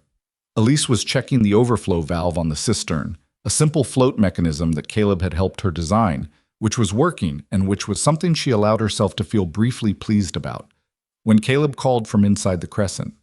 Not with urgency. just with the particular tone he used when he had noticed something he thought she should see. She came around to the inside and he pointed. The northernmost cluster, the one on the vine Anton had identified as the strongest, the one closest to the anchor stone, positioned to receive the most reflected warmth from the stone surface, had shifted. From green to something that was not yet purple but was not green either, a color that lived between them, bruised and promising. She stood in front of it for a long time. 8 months ago, she had crouched in this same spot in this same soil and pressed bare cuttings into the ground with her hands. She had pressed them down into the thin, sandy, apparently worthless earth of a hillside that nobody wanted, while the people in Redstone Hollow made their assessments and waited for her to fail. She looked at the cluster now, at the color that was beginning. Veraison, she said quietly. It was the word for it. The moment in the grape's development when sugar accumulates and color begins and the fruit commits to what it's going to be. She had read about it. She had never seen it before. What does it mean? Caleb asked. It means they're real, she said. He considered this. They were always real. No. She looked at the cluster, at the color that was starting in it. They were always possible. This is different. He thought about this for a moment, and then, with the particular seriousness that made him who he was, he nodded. Okay, he said. Yeah, I see the difference. She told Anton that afternoon, and he came up the next morning and stood in front of the cluster for a long time without speaking, and then he said, October 7th, write that down. What happens October 7th? That's when I'd planned the harvest. He looked at the other clusters, all of them now at various stages of veraison, color moving through them like something that had been waiting for permission. You have more than I expected. How much more? He estimated. She wrote it down. The number was not spectacular. It was not the kind of number that would make a commercial operation profitable, but it was real, and it was here, on 40 acres of hillside that 2 previous owners had walked away from, and it was the result of something Elise had understood and built and defended and repaired and was now, in the specific way that things only rarely are, going to be proven right. She looked at the number she had written. She thought about the $11 deed and Garvey's careful neutrality and the people who had used the word hopeless with such confidence. She thought about Thomas and his loud plans and the quiet house after. She thought about Caleb saying that's a mistake with the flat calm of a child who has worked something out. She thought about Nora and her rock. She thought about what it would mean to bring the first harvest off this hill. She thought about all the things that could still go wrong. Anton, she said, what's the biggest risk between now and October 7th? He thought about it honestly. A hard frost before the sugar sets, he said. If we get a killing frost before the bricks reaches threshold, we lose the crop. What's the threshold? He told her. And if we lose the crop? He was quiet for a moment. Then you replant in spring and try again. He looked at her. That's not what you're really asking. She looked at the clusters, at the color moving through them, at the wall that had held through 9 days of rain and a shifted foundation, and the grinding work of a Wednesday morning with 4 people and a narrow spade and a boy calling adjustments. No, she said. I know the answer to what I'm asking. He waited. I just needed to hear myself say it out loud. She closed her notebook. We'd try again. Anton looked at her for a long moment, the same look he'd given Caleb when the boy had taken the spade and shown him what he was seeing, that considering look, that recalibration. Yes, he said, you would. The frost warning came on a Tuesday. A man named Birch, who ran a small weather station in the valley and whose predictions were not perfectly reliable but were better than nothing, sent word through the settlement that temperatures were expected to drop sharply on Thursday night, possibly as low as 26 degrees. Hard frost, the kind that killed tender tissue. Elise got the message Wednesday morning. She sat with it for a few minutes, the way you sit with information that is going to require a response, and you want to be sure you're responding to what's actually there, and not to the fear version of it. 26 degrees. The clusters were at 80% of threshold bricks. She had tested them herself Tuesday afternoon, using the device Anton had lent her, learning the process with the same thorough attention she brought to every technical thing. 80% was not threshold. 80% was close, but not there. A hard frost at 26 degrees on clusters that were not yet at threshold would not necessarily destroy them. The crescent wall and its thermal mass would mitigate the worst of it. The question was, by how much? She went up the hill and looked at the clusters, and then looked at the wall and thought about what she knew and what she didn't know. Then she went to find Clara. Not because she needed Clara to do something specific, but because Clara was the person who had shown up the first time without being asked, and who had been right about fulcrum placement 60% of the time, and who understood, in some practical and personal way, what was at stake on this hillside. Some situations required someone who understood what was at stake. Clara was at her kitchen table with her orchard sketches when Elise arrived. She looked at Elise's face and set down her pencil. "What is it?" Elise told her about the frost warning. Clara was quiet for a moment. "What do you need?" "I need to think out loud." "Then think." Elise thought out loud. She went through what she knew about the thermal mass of the wall, how many degrees of protection it had been providing on clear nights, how that changed under cloud cover, what the predicted conditions were for Thursday. She went through what she knew about the bricks levels and what the clusters could tolerate. She went through the options available to her, which included covering the vines with cloth. She had enough canvas from the original wagon cover, and adding small heat sources inside the crescent, which was possible in limited ways. Clara listened to all of it and asked 3 questions, 2 of which Elise already had answers to, and 1 of which she didn't. The one she didn't have an answer to was, if you cover them and the frost doesn't come, do you lose anything? Elise thought about it. No, the cloth doesn't harm them. It's more work to put on and take off, and I'd need help, but no. Then cover them, Clara said. You know what the wall can do. You don't know what Thursday will actually bring. It was exactly what Elise had been thinking, stated plainly by someone else. Yes, she said. Help me with the canvas? When do we need to start? Tomorrow morning, before noon.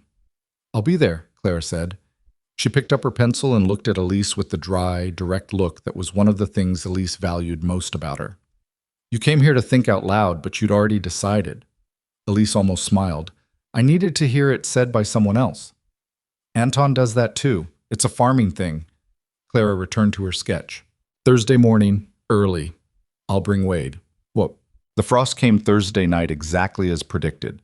27 degrees, 1 degree warmer than the worst estimate, which was not a meaningful difference and which Elise did not allow herself to treat as a meaningful difference. It came in at 10 in the evening and held through 3 in the morning and broke slowly after that, the temperature climbing back toward freezing as the sky began to lighten in the east. Elise did not sleep on Thursday night. She went up the hill at midnight by lantern light and stood inside the crescent and checked the temperature and checked the canvas where it was draped over the vines and stood with her hand against the stone, feeling the warmth it was still giving. At 2 in the morning, she went back up and checked again. The temperature inside the crescent, even at the frost peak, was reading 31 degrees. 31. 5 degrees above what was happening on the open hillside. 5 degrees that were the direct result of 40 feet of south-facing sandstone that had been drinking in Colorado sunlight for going on 9 months, storing it up, giving it back at night with a patience and reliability that she had gambled everything on understanding correctly. She stood inside the crescent at 2 in the morning at 31 degrees while the open hillside sat at 26, and she pressed her palm flat against the warm stone, and she felt the heat coming off it steady and certain in the dark. She thought about the Swiss horticulturalist whose name she couldn't remember, whose article she'd read 4 times in a library donation crate. She thought about Archimedes. She thought about Thomas, briefly, in the way she'd been thinking about him less. Not with less feeling, but with less of the raw, off-balance grief, and more of something calmer, something that had room in it for the specific ways he had been difficult, and the specific ways he had been worth it, and the fact that she had been shaped by both of those things into someone who had come to a Colorado hillside with $11 and a notebook and had done what she'd done. She thought about Caleb saying the warm pocket. Exactly, that's what it is. She took her hand off the stone. She went back to the cabin. She slept 4 hours and woke up before the children and went up the hill again as the sun came over the eastern ridge. And she took the canvas off the vines with hands that were cold and stiff, and she looked at the clusters underneath. Still purple. Not damaged. Every one of them. She stood there looking at them in the early light for a long time, longer than was probably necessary, and she did not allow herself to call it over or call it won, because there were still days to go and the weather was not yet done with its opinions, and she had learned enough to know that certainty came from harvest, not from surviving one frost. But they were there. They had held. She went to make breakfast for her children. The days between the frost and the harvest were the longest of the entire year. Not because anything went dramatically wrong, that was almost the hardest part. That the waiting was just waiting, without a crisis to respond to or a problem to solve. Just the slow daily work of checking the clusters and checking the bricks and checking the wall and the cistern and the drainage channel Douglas had cleared, and doing all of it with the careful, measured attention of someone who understands that the last stretch before the end is when people get careless. Elise did not get careless. She checked everything twice. She measured the bricks every other day, recording the numbers in her notebook in a column that was steadily, incrementally climbing toward threshold. She checked the foundation clay, which was curing correctly, which was good. She checked the drainage, which was holding, which was also good. She checked the vines themselves, moving along each one with the focused attention Anton had been teaching her. Not just looking at the clusters, but looking at the whole vine, at the leaf color and the tendril behavior, and the way the wood was hardening as the season turned. Anton came up on a Thursday and walked the interior of the crescent in the particular way he had, slow and thorough, and he checked the clusters and stood back and looked at the whole of it for a long time. 4 more days, he said. Elise had been thinking 5. You're sure? The bricks on the northeast cluster is already there. The others will follow. If you wait for all of them to hit threshold, you'll lose 2 days of good picking weather. He looked at the sky, clear, with the particular depth of a Colorado October sky that felt like you could see all the way through it to whatever was on the other side. This won't hold. You want to be done before the weather changes again. She looked at the clusters, at the color of them, deep, heavy purple. Now, nothing ambiguous about it, the color of something that had made a decision and committed to it. 4 days, she said. I'll bring my harvesting knives, Anton said, and Margaret's baskets if I can find where I put them. He paused. My wife's baskets. She made them herself. Good deep ones. Elise looked at him. He mentioned his wife rarely, and when he did it was always with that same quality. Not heavy, not performing grief, just accurate.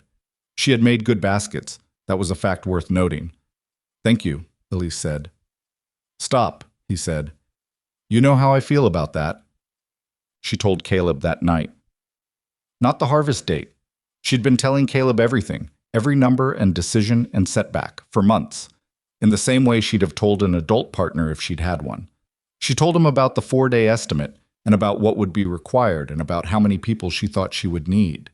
Caleb listened with his notebook open, the way he'd started doing in the summer, keeping his own records of the numbers and measurements. He had been doing this on his own initiative, without being asked, and his numbers and hers matched almost exactly, which was not surprising to her but had been surprising to Anton. How many clusters are we talking about? Caleb asked. She gave him the estimate. He wrote it down and did something in the margin of his notebook. That's more than I thought. More than I thought, too. He looked at his calculation. We need at least 6 people for a clean harvest. More is better. The baskets need to go down to the cabin and the fruit needs to be sorted before the skins start to deteriorate. That's fast work. Elise looked at her 8-year-old son doing harvest logistics at the kitchen table by firelight. Yes, she said, that's right. Anton, Clara, Douglas, and Hector if they're available. He tapped his pencil on the table. Wade? Possibly. Who else? She thought about the people who had come up the hill in the last months, not to help, but to look. The ones who came with their protected uncertainty, and their we'll see, and their first frost will tell the story. Some of them had come back more than once, which meant something, even if what it meant was only that they were paying attention. I'll ask in town tomorrow, she said. Caleb nodded and made a note in his book, and Elise looked at the top of his bent head and thought, not for the first time, that Thomas would not have recognized this child. Not because Caleb had changed from who he'd always been, but because Thomas had never been still long enough to see it. She went to town the next morning. Going to town in Redstone Hollow was not a large event by the standards of anywhere else, but it had a texture to it that Elise had learned to read. The settlement had about 60 permanent residents, and perhaps twice that in the surrounding homesteads, and it operated on the informal information economy of any small place. Nothing stayed private for long, and nothing was said casually. When Elise walked down the main street toward the feed store, she was aware, in the way you become aware of such things after enough months, that people were noting her presence and what it might mean. She stopped at the feed store first. Rand Colley, who owned it, was a compact, pragmatic man who had sold her supplies on credit twice when her cash was short, and who had not made her feel the weight of it, which she had not forgotten. He was arranging sacks behind the counter when she came in. "Mrs. Merrick," he said. "Mr. Colley, I'm harvesting the crescent planting in 4 days. I could use extra hands for a full day's work." She looked at him directly. "I'm paying in kind. I'll give a portion of the harvest to anyone who helps, in addition to a meal." He set down the sack he was holding. "How much of a portion?" "Enough to be worth the day." She had worked this out carefully. The total yield was enough to distribute meaningfully without losing the portion she needed to carry through the winter and to replant with in spring. He thought about it. She let him think. "I can spare a morning," he said. "And my boy, he's 15 and strong." Appreciated. She made 4 more stops along the main street. The smithy, the carpenter's workshop, the woman named Prentice, who ran the boarding house and whose husband had been one of the people who'd come up to look at the wall 3 times in September without ever admitting he'd come up to look at the wall. At each stop, she made the same offer and gave the same direct look and waited. 3 out of 4 said yes. The 4th, the smith, a large man named Garrett, who had been vocally skeptical of the entire enterprise from the beginning and who had said, publicly and within her hearing, that the Fat Widow's rock wall was the most expensive way to kill a garden he'd ever witnessed, looked at her for a long moment and said, "What day?" She told him. He said, "I'll think about it." She said, "That's fine," and left. He showed up on the day, which she had not expected, though she had privately considered it possible. The night before the harvest, Elise sat at the kitchen table after the children were asleep, and she looked at her notebook. She had been keeping it since before she came to Redstone Hollow. Since the months after Thomas died, when she had started writing down everything she was learning and planning and considering, because writing was the way she made things real enough to act on. The notebook was nearly full. The early pages were covered in notes from agricultural journals, in calculations and diagrams, and the copied measurements from Pollard's 1871 field notes. The middle pages had the lever calculations and the soil amendment records, and the cistern design and the bricks readings climbing week by week toward threshold. The last pages had the harvest plan, the yield estimate, the list of names. She read back through parts of it. She did not do this often. Looking backward was not her instinct. She had learned long ago that the forward direction was where the useful work happened, and that too much time spent looking back was a form of avoidance dressed as reflection. But tonight she allowed it, because tomorrow was real, and the day after tomorrow would be different from today regardless of how it went. And she wanted to know what the distance between where she'd started and where she was actually looked like. She looked at the diagram of the crescent she'd sketched on the second morning on the property, sitting on a sandstone slab with her notebook in the thin October light, the first time she'd pressed her palm against the warm stone and understood what it was telling her. The diagram was rough. The dimensions were estimated. The angles were approximations. She looked at the crescent as it actually existed, 40 feet of arranged sandstone, 2 anchor stones with a clay and gravel foundation set more solidly than the originals, a drainage channel cleared and running correctly, a cistern at 2/3 capacity going into winter. The distance between the diagram and the reality was approximately a year of her life. She closed the notebook. She thought about Thomas, which she did less often now in the way she'd done it that first year. The reflex conversations, the answering to a voice that wasn't there. She thought about him differently now, more accurately maybe. Thomas had been a man who dreamed large and planned loosely and moved through the world at speed. And she had loved him for those qualities and also found them sometimes maddening, and also understood that she had needed someone like that, specifically that, because she was someone who planned carefully and moved deliberately and needed the permission that his particular kind of certainty gave her. He had never doubted she was capable. Even in the things she doubted herself about, he had not doubted. She had sometimes found this frustrating. She would have liked, occasionally, a more nuanced assessment. But tonight she let it be what it was, which was a form of love that had been useful to her even after he was gone. She put the notebook in her coat pocket. She went to sleep. The harvest morning was cold and bright, the way the best working mornings are, the kind of cold that sharpens everything and makes the effort of physical work feel purposeful rather than punishing. Elise was up before light. She had the fire going and the kettle on by the time Caleb appeared in the kitchen doorway in his father's coat, and she handed him a cup of something warm, and they stood together in the cabin in the quiet before the day started. Nora slept through the first hour. Anton arrived at dawn with his knives in a leather roll and Margaret's baskets, 4 of them, deep and well-made, woven from something she didn't recognize that was stronger than it looked. He set them down and looked at the sky and said, "Good day for it," with the compressed satisfaction of a man who has had enough bad harvesting days to know that a good one is not guaranteed and should be acknowledged when it arrives.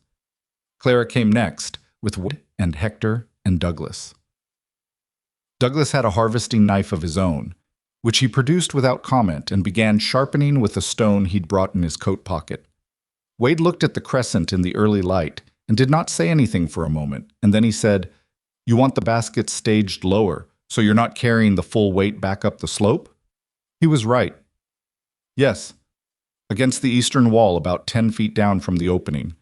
He moved the baskets without being asked again. Rancolli arrived with his son. The boy was in fact very strong, broad-shouldered, and quiet, with the focused efficiency of someone who had been doing physical work since he was small. Garrett the smith arrived without greeting anyone directly, simply moved to where the work was and stood ready. Prentice's husband, whose name was Owen, which Elise had learned by accident and had not mentioned to anyone, came with a second knife and the slightly aggressive eagerness of a man who has been skeptical of something and is now correcting for it. By the time the sun was fully up, there were 11 people inside and around the crescent, and Elise stood at the southern opening and looked at all of them and thought that she should say something adequate to the occasion, and then thought that there was nothing adequate to say, and that trying would likely produce something inadequate. So instead she said, "The clusters with the darkest color first. Cut the stem cleanly, don't pull. Lay them in the basket without stacking too deep. Any cluster that's soft or shows mold, set it aside. We'll look at those separately." She looked around. Questions? Nobody had questions. "Then let's go," she said. The work was not graceful. It was never graceful. Harvesting anything is inherently ungainly, a matter of reaching and crouching and moving sideways along rows in ways that the human body was not designed for, and the crescent's curved interior, while a thermal miracle, was not designed for 11 people to work in simultaneously. There was crowding and the occasional collision of elbows, and at one point Douglas and Owen both reached for the same cluster, and there was a brief, silent negotiation that resolved when Douglas stepped back with a shrug and went to the next one. Caleb moved through the interior with a basket, collecting from the cutters and carrying the full loads out to the staging area before they got too heavy. He had worked out the most efficient path through the space before anyone else had, and he used it without explaining it to anyone, just moved through the crowded crescent with the quiet purposefulness that was becoming, Elise noticed, less childlike and more simply his. Nora woke up at some point and appeared at the southern opening in her sleeping clothes, assessed the situation, went back to the cabin, came back in her day clothes, and attached herself to Collie's son, who tolerated her assistance with the patient goodwill of a very large, very calm person who has decided that tolerating something is easier than the alternative. Clara was fast.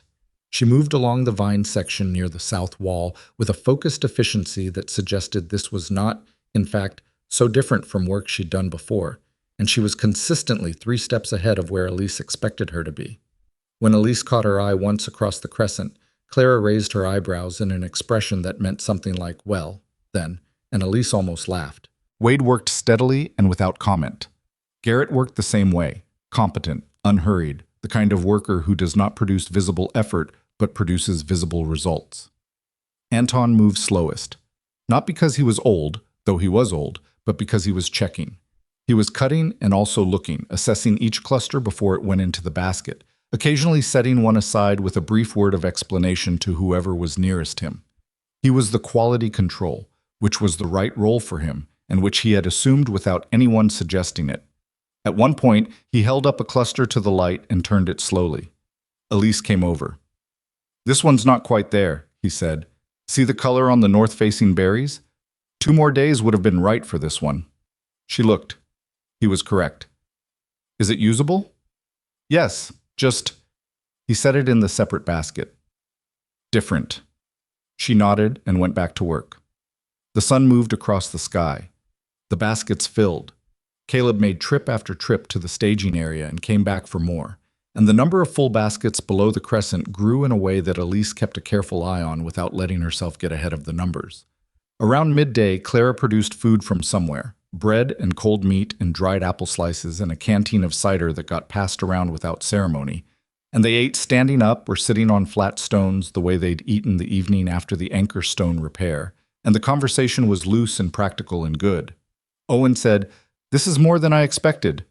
Nobody asked what he meant. They all understood what he meant. Garrett said nothing, but he looked at the cluster he was holding before cutting it with an expression that was not quite what he'd walked up the hill with that morning. Botam. The harvest was finished by late afternoon. 11 people and most of a day's work. When Elise stood at the southern opening and looked at the interior of the crescent, empty now of its clusters, the vines bare, and the wood of them visible in a way that it hadn't been in months, she felt something complicated that she had not anticipated. Not emptiness. The vines were not dead. They were dormant in the way productive things are dormant, gathering themselves for what came next. Not loss, but something that acknowledged the completeness of the year. The thing she had said she would do was done. This specific thing, this particular year, was over. She stood there for a moment with it. Then Wade said, "How much?" from beside her, and she came back. "Enough," she said. She had done the mental calculation. More than enough for what I need. He looked at the yield in the baskets below. He was doing his own calculation, she could tell. The farmer's perpetual background arithmetic. When he reached whatever number he reached, his expression shifted in the specific way it had been shifting incrementally all year, the slow adjustment of a man revising an assessment he'd held for a long time. "This is going to work," he said. It was almost exactly what he'd said the evening after they'd rebuilt the anchor stone. But it sounded different now, less like a prediction and more like an acknowledgement of something that was already true. Elise looked toward the vines, bare and dark, against the sandstone. "It already is," she said. The dividing of the harvest took the better part of the next morning. Elise had calculated the portions carefully, enough reserved for her own winter stores and for the replanting stock she would need in spring, and the remainder divided among those who had helped, weighted toward the people who had worked the hardest and been there the longest. She did the dividing herself, with Caleb keeping the tally. When she got to Garrett's portion, she measured it the same as the others. He looked at it. He looked at her. He said, "I told people you were going to fail." "I know you did," she said, "more than once." "I know." He picked up his portion. He didn't apologize, which she hadn't expected him to. Men like Garrett didn't apologize as a rule, not because they weren't capable of understanding when they'd been wrong, but because the acknowledgement existed for them in the act of showing up rather than in anything said. He had shown up. That was its own form of what it was. "Next year," he said, "if you need hands again." "I'll remember that," she said. He nodded and left. Collie's son, whose name she had learned over the course of the day was James, lingered after his father had gone. He was standing near the southern end of the crescent, looking at the wall with the particular attention of someone who has seen something for the first time as a real thing, rather than an idea of a thing.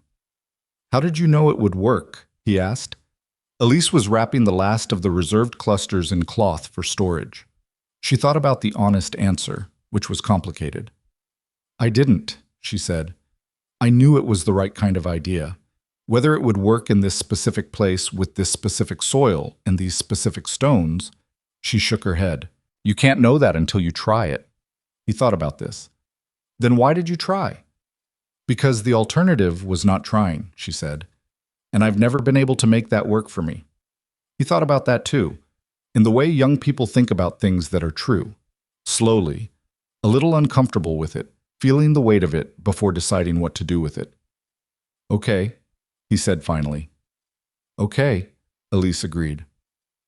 She sat with Anton that evening. He had stayed later than the others, ostensibly to check the vine canes before the winter cutting, which was real work that needed doing, but she suspected also because he was not in a hurry to go back to his house alone. She had not asked about this because it wasn't her business to ask, but she had made sure there was food and had told him he could stay for dinner. and he had said yes without the performance of considering it.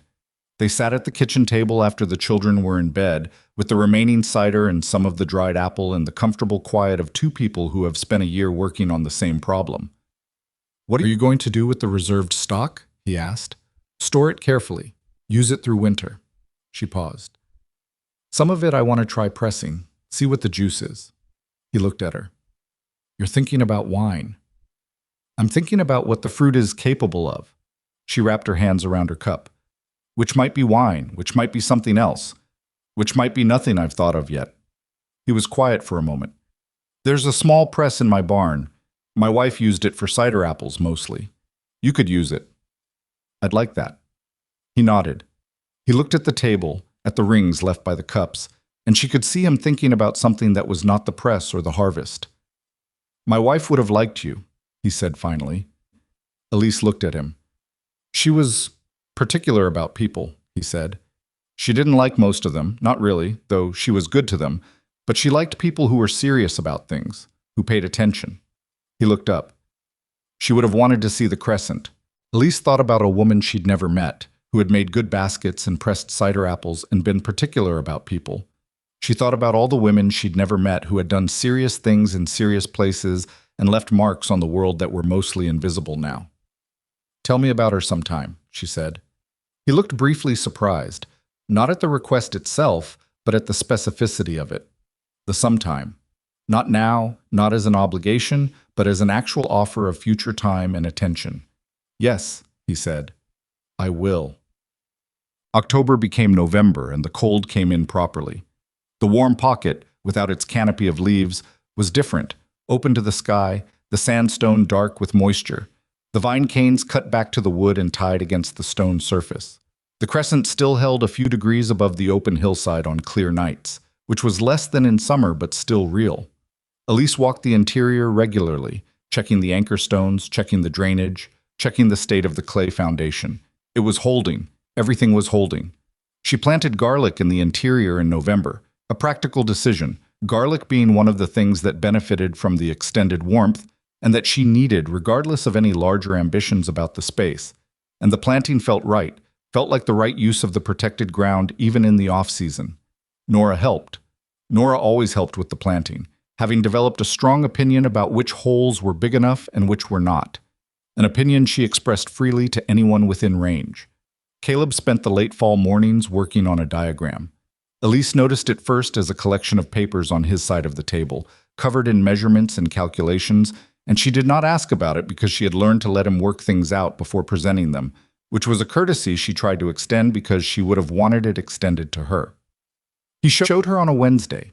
It was a diagram of the crescent, but extended, not a modification of the existing structure, but a proposal for a second crescent, positioned uphill and to the east, designed to work in conjunction with the existing wall to create a second protected area. The thermal logic was sound. The drainage implications had been thought through. He had even noted in a small annotation at the bottom that the eastern slope received a slightly different angle of late afternoon sun that might benefit certain crops differently than the south-facing primary wall. She looked at it for a long time. "This would take 2 years," she said. "Minimum." "I know." He watched her. "Is it wrong?" She thought about the question honestly, not about whether she liked the idea, but about whether the idea was right. The thermal logic, the sun angles, the drainage, the placement. "No," she said. "It's not wrong." She looked at him. "Where did the eastern angle observation come from?" "I've been watching the shadows. Since August." He showed her a separate set of notes, a record of shadow positions at different times of day, measured over 3 months, that she had not known he was keeping. It was systematic and careful and completely self-initiated. She sat back and looked at her son. "You've been doing this since August," she said. "The angles change. I wanted to know how." He looked at his diagram, and then at her. And for a moment she saw the 8-year-old he was beneath the focused competence, still needing to know whether the thing he'd done was worth what he'd put into it. "Is it useful?" "Caleb," she said, "this is... yes, this is very useful." He allowed himself a small, brief expression of satisfaction that he then put away with the efficiency of someone who has learned not to spend too much time on satisfaction when there's still work to be done. She recognized this quality in him because she had it herself. She thought about where he'd learned it and was not entirely sure of the answer and decided that was all right. Clara came up the hill on a Thursday in late November with her orchard sketches and spread them on Elise's kitchen table and said, "Tell me what I'm doing wrong." Elise looked at the sketches. They were detailed: variety selections, spacing, irrigation planning. Clara had been working on them since the spring, refining and revising, and they showed it. But there was something in the positioning that Elise had been looking at for a moment, and that was bothering her in a specific, locatable way. "The south-facing varieties," she said. "You've got them at the base of the slope, in the low ground. There's more soil depth there." "Yes, but cold air drains downhill at night. The low ground will collect frost even when the slope above it doesn't. You'll put your most frost-sensitive trees exactly where the cold goes." Clara looked at the sketch. A long silence. "That's why I lost them in April," she said. Elise had not said that, but it was true. "It's one of the reasons." Clara studied the sketch. She was working through the implications, replanning in her head, moving varieties, rethinking spacing. If I put the frost-sensitive stock up the slope, better air drainage, drier soil, more direct sun time, but less soil depth. You can build it. Elise thought about the compost, about what she'd done with the thin soil inside the crescent. It takes time, but you can build it. Clara was quiet for a while, looking at the sketch. Then she picked up her pencil and crossed out a line of notation and wrote something new. "I should have asked you this in the spring," she said. "You were being careful," Elise said. "That's not the same as wrong." Clara looked at her. "I was managing Wade." "I know." "He's better now." Clara returned to her sketch. "About this." She paused. "About a lot of things, actually. I don't know what to attribute it to exactly." Elise thought about what to say to that and settled on honesty, which was what Clara responded to best. "I think he needed to see something work that he thought wouldn't," she said. "It gave him something to measure against." Clara made a sound that was dry and affectionate in equal measure. "He'd hate that analysis." "I know, so don't tell him." Clara almost smiled. She turned back to her sketch.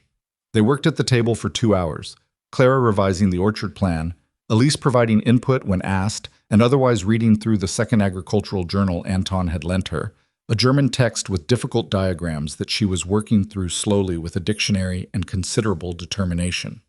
The fire in the grate made its sounds.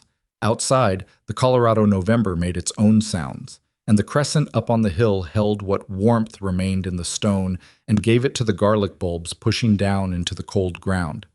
At some point, Nora woke up from her nap and came out and climbed onto the bench next to Clara and looked at the orchard sketches with great seriousness. "Those are trees," she said. "Yes," Clara said. "We have vines," Nora said. "Mama's vines." "I know. I'm going to have both." Nora considered this. "That's good," she said, with the authority of a 5-year-old who has decided something is settled. "More is better." Clara looked at Elise over Nora's head. Elise shrugged. "I don't know where she gets it." The night that changed things again came quietly, the way significant things often do, without a sign that it was significant. It was a Tuesday in December, and Elise was in the cabin after the children were asleep, doing the winter accounting, a thorough and not entirely comfortable look at where she stood financially after a full year on the property. The numbers were not bad. They were not comfortable either. She had come through the year with more stored food than she'd had going into it, with a viable planting for spring, with debts repaid and a small amount of cash from the portion of the harvest she'd sold to Collie at the feed store, who had sold it on to a merchant in the larger town to the north. But the property had needs that cash would have to address: repairs to the cabin roof before a heavy snow season, a replacement tool or two, seed stock for the spring vegetable planting. She was not in crisis. She was in the particular financial condition of someone who has made something from very little and is now managing something rather than building from nothing, which is a different kind of challenge and in some ways a harder one, because the problems of managing require different thinking than the problems of starting. She was working through this, pencil moving down a column of figures, when she heard a knock at the cabin door. She looked at the hour. Late. after 9, which was late for Redstone Hollow in winter. She opened the door. Silas Crowder was standing in the dark with his hat in his hands and a lantern held low at his side. She looked at him. "Mrs. Merrick," he said, "I apologize for the hour." She waited. "I'd like to talk to you," he said, "about the hillside." She considered him. "The south-facing portion near your upper boundary is the worst of it. Thin soil, rocky, steep." He paused. "Unusable. By any method I've tried." She understood what he was working toward before he got there. "You want to know if what I did on my hillside would work on yours," she said. He looked faintly relieved that she'd said it, which told her that saying it had been the hard part for him. "I want to know if you'd be willing to look at it," he said, "and tell me what you think." Elise looked at the man who had shoved her door open and told her to leave, who had filed a boundary claim he knew was false, who had told people the results were a clerical error, who had ridden up the hill and asked about the northern end of her wall with the specific intention of using what he found to make her remove it. She looked at that man standing in her cabin in December with his hat in his hands, asking for her expertise. The world was a complicated place. She had known that before she got here, and she knew it more specifically now. The complicated place required decisions about complicated people. Decisions you couldn't make cleanly because nothing about them was clean, and the best you could do was to make them honestly and for reasons you could stand behind. "I'd want to walk the land first," she said, "before I said anything useful." He nodded. "I could take you up there in the spring." "Spring," she agreed. He put his hat on. He moved toward the door. He stopped with his hand on the latch and looked back at her. "I expected you to say no," he said. "I considered it," she said. He held her gaze for a moment, not the way he'd looked at her when he came through the door 9 months ago, which had been the look of a man taking the measure of something he expected to move past, but in a way that was actually looking. He went out into the December dark. She closed the door and stood with her hand against it for a moment. Then she went back to the table and sat down and looked at her accounting columns and picked up her pencil. She had work to do. Winter in Redstone Hollow had a specific quality that Elise had not fully understood until she'd lived through one on the hillside.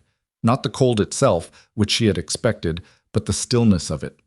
The way the settlement contracted inward. The way sound carried differently across frozen ground. The way the days were short enough that the morning and evening felt like the same event separated by only a brief interval of gray light. She used the winter the way she used everything, carefully, without waste. The pressing of the reserved fruit happened in Anton's barn on a Saturday in January, with Anton supervising and Caleb operating the press mechanism and Nora watching from a safe distance with an expression of profound scientific interest. The juice that came out was not wine yet. It was just juice, dark and cold and dense with sugar, and what it would become required time and conditions she was still working out. But the smell of it filled Anton's barn in a way that made everyone in it go briefly quiet, because it was the smell of something real that had not existed before this year and that existed now because of a specific set of decisions made by a specific person on a specific hillside. Anton tasted it from a ladle and was quiet for a moment. "What do you think?" Elise asked. He thought about the honest answer. "The sugar is right. The acid balance." He tilted the ladle slightly. "Better than I expected from first-year fruit."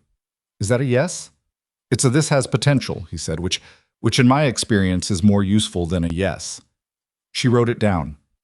She wrote everything down that winter. She went back through the full year in her notebook, every measurement, every decision, everything that had gone wrong and how it had been addressed. And she made a clean copy in a second notebook, organized by category: soil amendment, thermal mass calculations, drainage, foundation techniques, frost mitigation. Not because she needed it for herself, but because she was beginning to understand that what she had built was not just a productive hillside. It was a method, a replicable, teachable method, specific enough to be useful to someone else in a similar situation. She had not planned to write a manual, but she had spent enough of her life reading other people's manuals to understand what they were worth. Spring came in the way. Colorado springs come. Not gradually, but in argument with itself, warm days interrupted by cold snaps, mud and frost alternating in a pattern that made every planting decision a negotiation. Elise had been through it once now and was less surprised by it, which didn't make it easier but made it less disorienting. She knew what the crescent could handle, She knew the specific margin between the wall's protection and a late-killing frost. She had numbers for it, in a column in her notebook, and the numbers were real. She planted the second year's grape stock in March, the new cuttings Anton had been propagating through the winter, a second variety he had been working on for years earlier, ripening and more compact, suited to the specific thermal conditions inside the crescent. She planted them with the same attention she'd given the first planting, on her knees in the amended soil, pressing each cutting into the ground with her hands. The soil was different from what she'd first planted into. The amendments had done what she'd intended: more structure, better water retention, a visible difference in texture and color that she found, unreasonably, almost moving. She had changed the ground. The ground was not what it had been. Caleb was already working on the preliminary measurements for the eastern crescent. He had refined his diagram over the winter, 3 additional versions, each more precise than the last. The sun angle notations cross-checked against a second set of shadow measurements he'd taken during the few clear winter days. The proposal was serious enough that Elise had shown it to Anton, who had spent a long time with it, and had then said, without apparent self-consciousness, "The angle calculation on the eastern wall orientation is more accurate than what I would have done." She had told Caleb this. He had received it with the same economy he received everything, but she noticed that he read the diagram again that evening, looking at the angle calculation specifically, and something in his face was a little more settled than it had been. She walked Crowder's north slope on a Wednesday in April. He met her at the boundary line at 7 in the morning, and they went up together in a silence that was not comfortable but was at least honest. Two people who had a complicated history and were choosing not to perform around it. He wore working clothes, which she noted, and carried no particular air of ownership, which she also noted. The land was difficult. She could see immediately why 30 years of grazing had produced declining returns. The south-facing sections were deeply eroded, the topsoil thin to the point of non-existence in places, the sandstone base exposed in long, shelf-like outcroppings that were, she thought, walking along them, not entirely unlike what she'd found on her own slope. Not entirely unlike at all. She walked slowly and looked at everything and wrote in her notebook and said very little, and Crowder walked behind her and also said very little, which she thought was probably the right call on his part. At the highest south-facing section, she stopped. 2 large sandstone outcroppings, running roughly parallel, separated by perhaps 30 feet of eroded slope. The angle was good. The south exposure was better than hers, actually, less obstructed, longer daily sun time. The soil was badly degraded, but not irrecoverable. The drainage was poor, but the topography suggested a channel could be cut relatively easily. She looked at it for a long time. "There's something here," she said. Crowder came to stand beside her. He looked at what she was looking at. "Where?" She showed him the outcroppings, the angle, where a wall between them could run. He listened with more attention than she had expected from him, which she thought she should stop finding surprising. He had been listening more carefully since December, consistently, and she had been updating her read of him in small increments that she had not fully acknowledged to herself. He was not a good man in the ways that mattered most. He had done things she would not forget, but he was also a man who had come to her door in the dark and stood in her cabin with his hat in his hands and revised his account of himself to be more accurate. People were not just one thing. She had always known this, but this year had made her know it more specifically. "It would take 2 years of serious work," she said, 3 to produce anything. "I'm not in a hurry," he said. She looked at him. "You'd need to do it differently than I did mine. The slope gradient is steeper. The foundation approach would have to account for that. Would you be willing to advise on it?" She thought about the right answer for a moment. Not whether to say yes, she had largely decided that in December, but how to say it in a way that was clear about what it was and what it wasn't. "I'll share what I know," she said. "What you do with it is yours." He nodded. "That's fair." "I'll write it down for you," she said.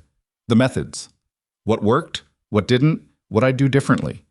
She thought about the manual she'd been assembling over the winter. "It's almost ready." He looked at her with an expression she hadn't seen from him before. Not the calculation she'd first read in his face, not the management she'd watched him perform in the boundary dispute, but something simpler. Something that looked, if she was reading it correctly, like a man who had not expected to be in this position and was still adjusting to it. "I'd appreciate that," he said. The second planting took. By June, the new cuttings had put on the same kind of unmistakable growth that the first year's vines had shown. Tight green buds, then leaves, then the first suggestions of climbing. The original vines, now in their second year, had come back from dormancy with a vigor that Anton said was consistent with a vine that had found its place and intended to stay. He said this with the precision of a man who had watched many vines find or fail to find their place, and who understood the difference.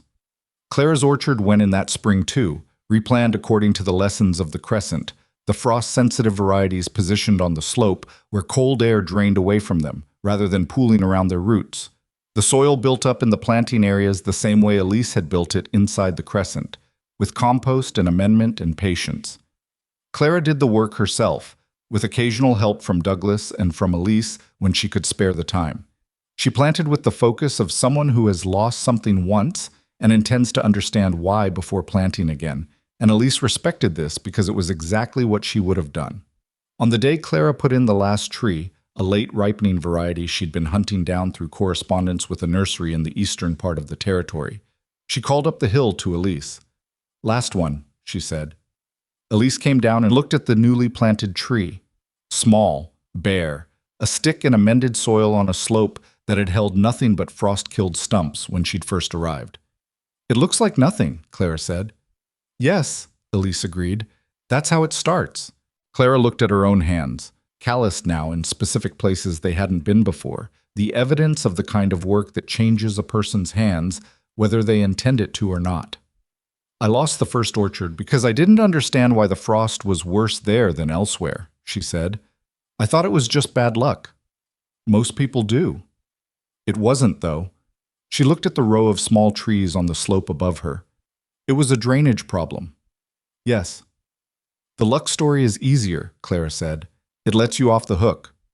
Elise looked at her friend, really looked at her, at the woman who had come up a hill with a covered pot and an expression trying not to commit, and had become, over the course of a year, the person Elise trusted most completely in Redstone Hollow. "Understanding the drainage problem is better," Elise said, "even when it's harder." Clara picked up her spade. "Yes," she said. "I noticed." Caleb broke his wrist in July.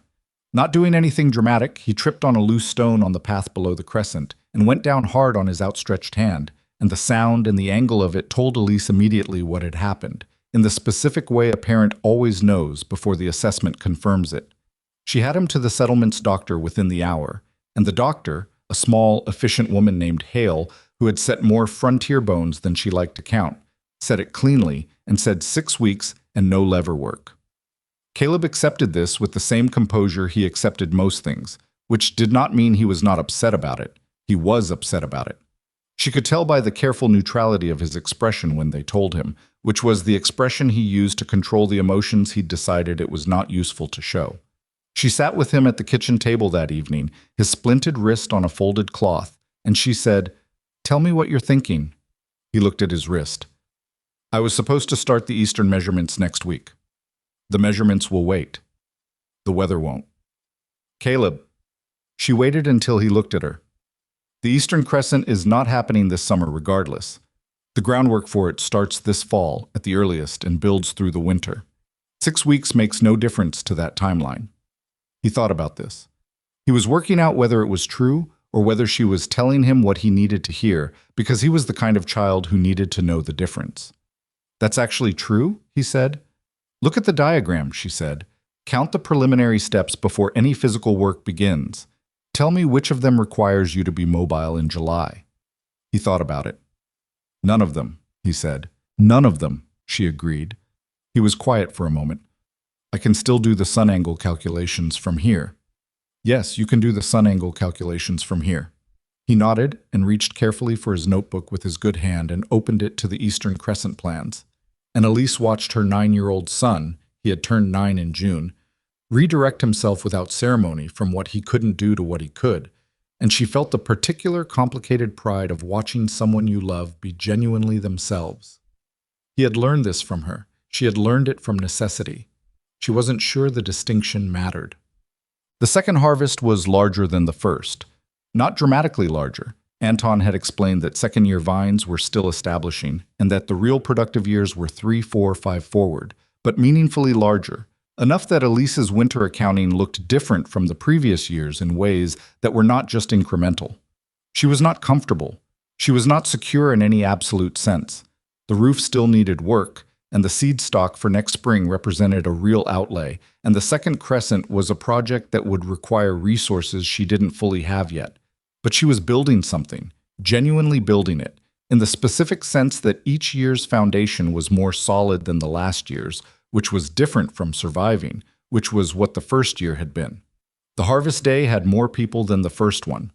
Some of them, Garrett, Owen, young James Colley, were returning. Some of them were new, which meant word had moved in the way word moved in small places, not through announcement, but through the slow accumulation of evidence that something was worth paying attention to. She noticed during the harvest that people were talking to each other differently than they'd talked on the first harvest day. Less explaining, more shorthand. They'd worked together before. They knew each other's pace and instincts in the specific way that shared physical labor creates a knowledge that doesn't require words. She noticed Crowder at the edge of the crescent. He had not asked to come. He had simply appeared in the way he appeared at things, without ceremony, without announcement, and she had looked at him and said nothing, which he had taken correctly as permission to stay. He watched the harvest with the focused attention of a man who is learning something specific, which she recognized because she had worn the same expression herself at Anton's barn over the press in January. At one point, Anton appeared beside him, and they stood together looking at the clusters coming off the vine. Two old men who had not, as far as she knew, ever had a conversation before this moment. And she could not hear what they were saying, but she could see from across the crescent that Anton was talking and Crowder was listening. She did not know what that would produce. She had stopped predicting things like that. The evening after the second harvest, after everyone had gone, Elise went up the hill alone. The crescent was empty again, bare vines, open sky, the stone walls holding the last of the afternoon warmth, the way they always had and always would. Season following season, as long as the walls stood. She walked the interior slowly, checking the anchor stones the way she always checked them after a season ended, pressing her hands against the foundation and feeling for what the foundation told her. It was solid. The clay base had cured through its second full year and was better than she had hoped for, dense and stable, and showing no sign of the water movement that had shifted the northern stone in August of the first year. She had solved that problem. It had stayed solved. She stood in the center of the crescent and looked up at the sky, which was the deep, specific blue of a Colorado October evening, the kind that looked like it had been turned all the way up. She thought about the first morning she had walked this land, the sandstone slabs everywhere, the thin soil, the survey sketch in her hand, the way the whole slope had looked like an obstacle. She thought about pressing her palm against the first warm stone and understanding what it was telling her. She thought about what had happened between that morning and this evening, and what it had cost, and what it had required of her that she'd had, and what it had required that she'd had to find or build or borrow. The truth was, and she had been working toward this truth slowly, with the same methodical attention she gave to everything. The truth was that what she'd built here was not primarily about grapes. It was not even primarily about the wall. What she had built was a proof, not of her worth, not of what a certain kind of woman was capable of. She had always known what she was capable of, and had never needed the world's confirmation to know it, even in the moments when the world's assessment had tried to convince her otherwise. What she had proved, specifically, was that the problem had been misdiagnosed from the beginning. Everyone had looked at this hillside and seen the wrong problem. They had seen useless land and had diagnosed the obstacle as the land itself. She had looked at the same hillside and understood that the obstacle was a method problem, a question of what you did with the specific conditions you found, not a verdict on whether those conditions were workable. That distinction was everything. She had spent a year proving it, and she was going to spend the years after it continuing to prove it in the second crescent and in the advice she gave Crowder and in the manual she was writing and in whatever came after that, because the proof was not complete after 1 year or 2 years. The proof was ongoing. The proof was the work itself. She did not feel triumphant standing in the empty crescent in the October evening. She felt clear, which was better. But Caleb found her there. He came up the path with his wrist healed now for 6 weeks, carrying nothing, not in his father's coat. He had a coat of his own this fall, sized for him, which had happened sometime in the summer when she wasn't paying attention. He stood at the southern opening of the crescent and looked in at her. Dinner's ready, he said. I'm coming. He didn't leave. He came in and stood beside her and looked up at the sky the same way she'd been looking at it, with the same quiet attention. They stood there together for a moment. Next spring, he said. The eastern measurements, yes. I finished the preliminary calculations while my wrist was healing. She looked at him. They're ready when you want to look at them, he said. She thought about the diagram he'd shown her the previous winter, the careful sun angle notations, the 3 revised versions, the precise orientation that Anton had said was more accurate than what he would have done. She thought about the year Caleb had given to this hillside alongside her, the way he'd moved through the harvest and the anchor stone repair and the frost night and the cistern and all of it with a seriousness that was not gravity but was not lightness either, was something more useful than either, which was attention. After dinner, she said. Show me after dinner. He nodded. She looked at the crescent one more time, the anchor stones solid in their clay foundations, the vine canes tied against the warm face of the south wall, the garlic already in the ground for winter, the drainage channel running correctly toward the cistern, which was at 3/4 capacity going into its 3rd season. She had built this, not alone. She had learned that clearly enough, learned it the way you learn things that require being proven wrong first. She had built it with $11 and a notebook and a mule named Preston and 2 children and a year, and the help of people who had come when she asked, and some who had come without being asked, and she had built it against the expectations of a place that had decided what she was before she arrived. What she was, it turned out, was someone who understood thermal mass and drainage and leverage, and the specific weight of sandstone, and the way cold air moves downhill at night, and the bricks threshold of a Concord hybrid grape at 7,500 feet elevation. What she was someone who read everything and wrote everything down and did not mistake hope for a plan or a plan for hope, but understood that the two required each other. What she was someone who asked for help when the problem exceeded what she could do alone, and who did not confuse asking with weakness, because she had learned the hard way that confusing those two things was its own kind of failure. She was not perfect. She had made decisions that cost her more than they needed to because she'd been too slow to ask. She had spent energy on pride when she could have spent it on solutions. She had misjudged Crowder, not in what he was capable of, which she'd assessed correctly, but in what he was capable of becoming, which she had been too certain about too early. People surprised you, including yourself. She put her hand flat against the warm sandstone one more time, feeling the heat it had stored from this day's sun, steady and certain in the cooling evening. "Come on," she said to Caleb. They walked down the hill together in the last of the light, past the garlic beds and the cistern and the drainage channel, past the place where the path turned and the slope opened into the easier ground below, toward the cabin where Nora was almost certainly already sitting at the table waiting with the specific impatience of a 6-year-old who has decided that dinner should have happened already. Behind them, the crescent wall held the warmth. It would hold it through the night. It would hold it through winter. And in the spring, when the sun came back to the south face of that Colorado hillside, and the temperature inside the warm pocket climbed ahead of the surrounding land the way it always had, the vines would put out their first new growth of the year, small and green and certain, and the work would begin again. Not from nothing. From here. From everything that had already been built.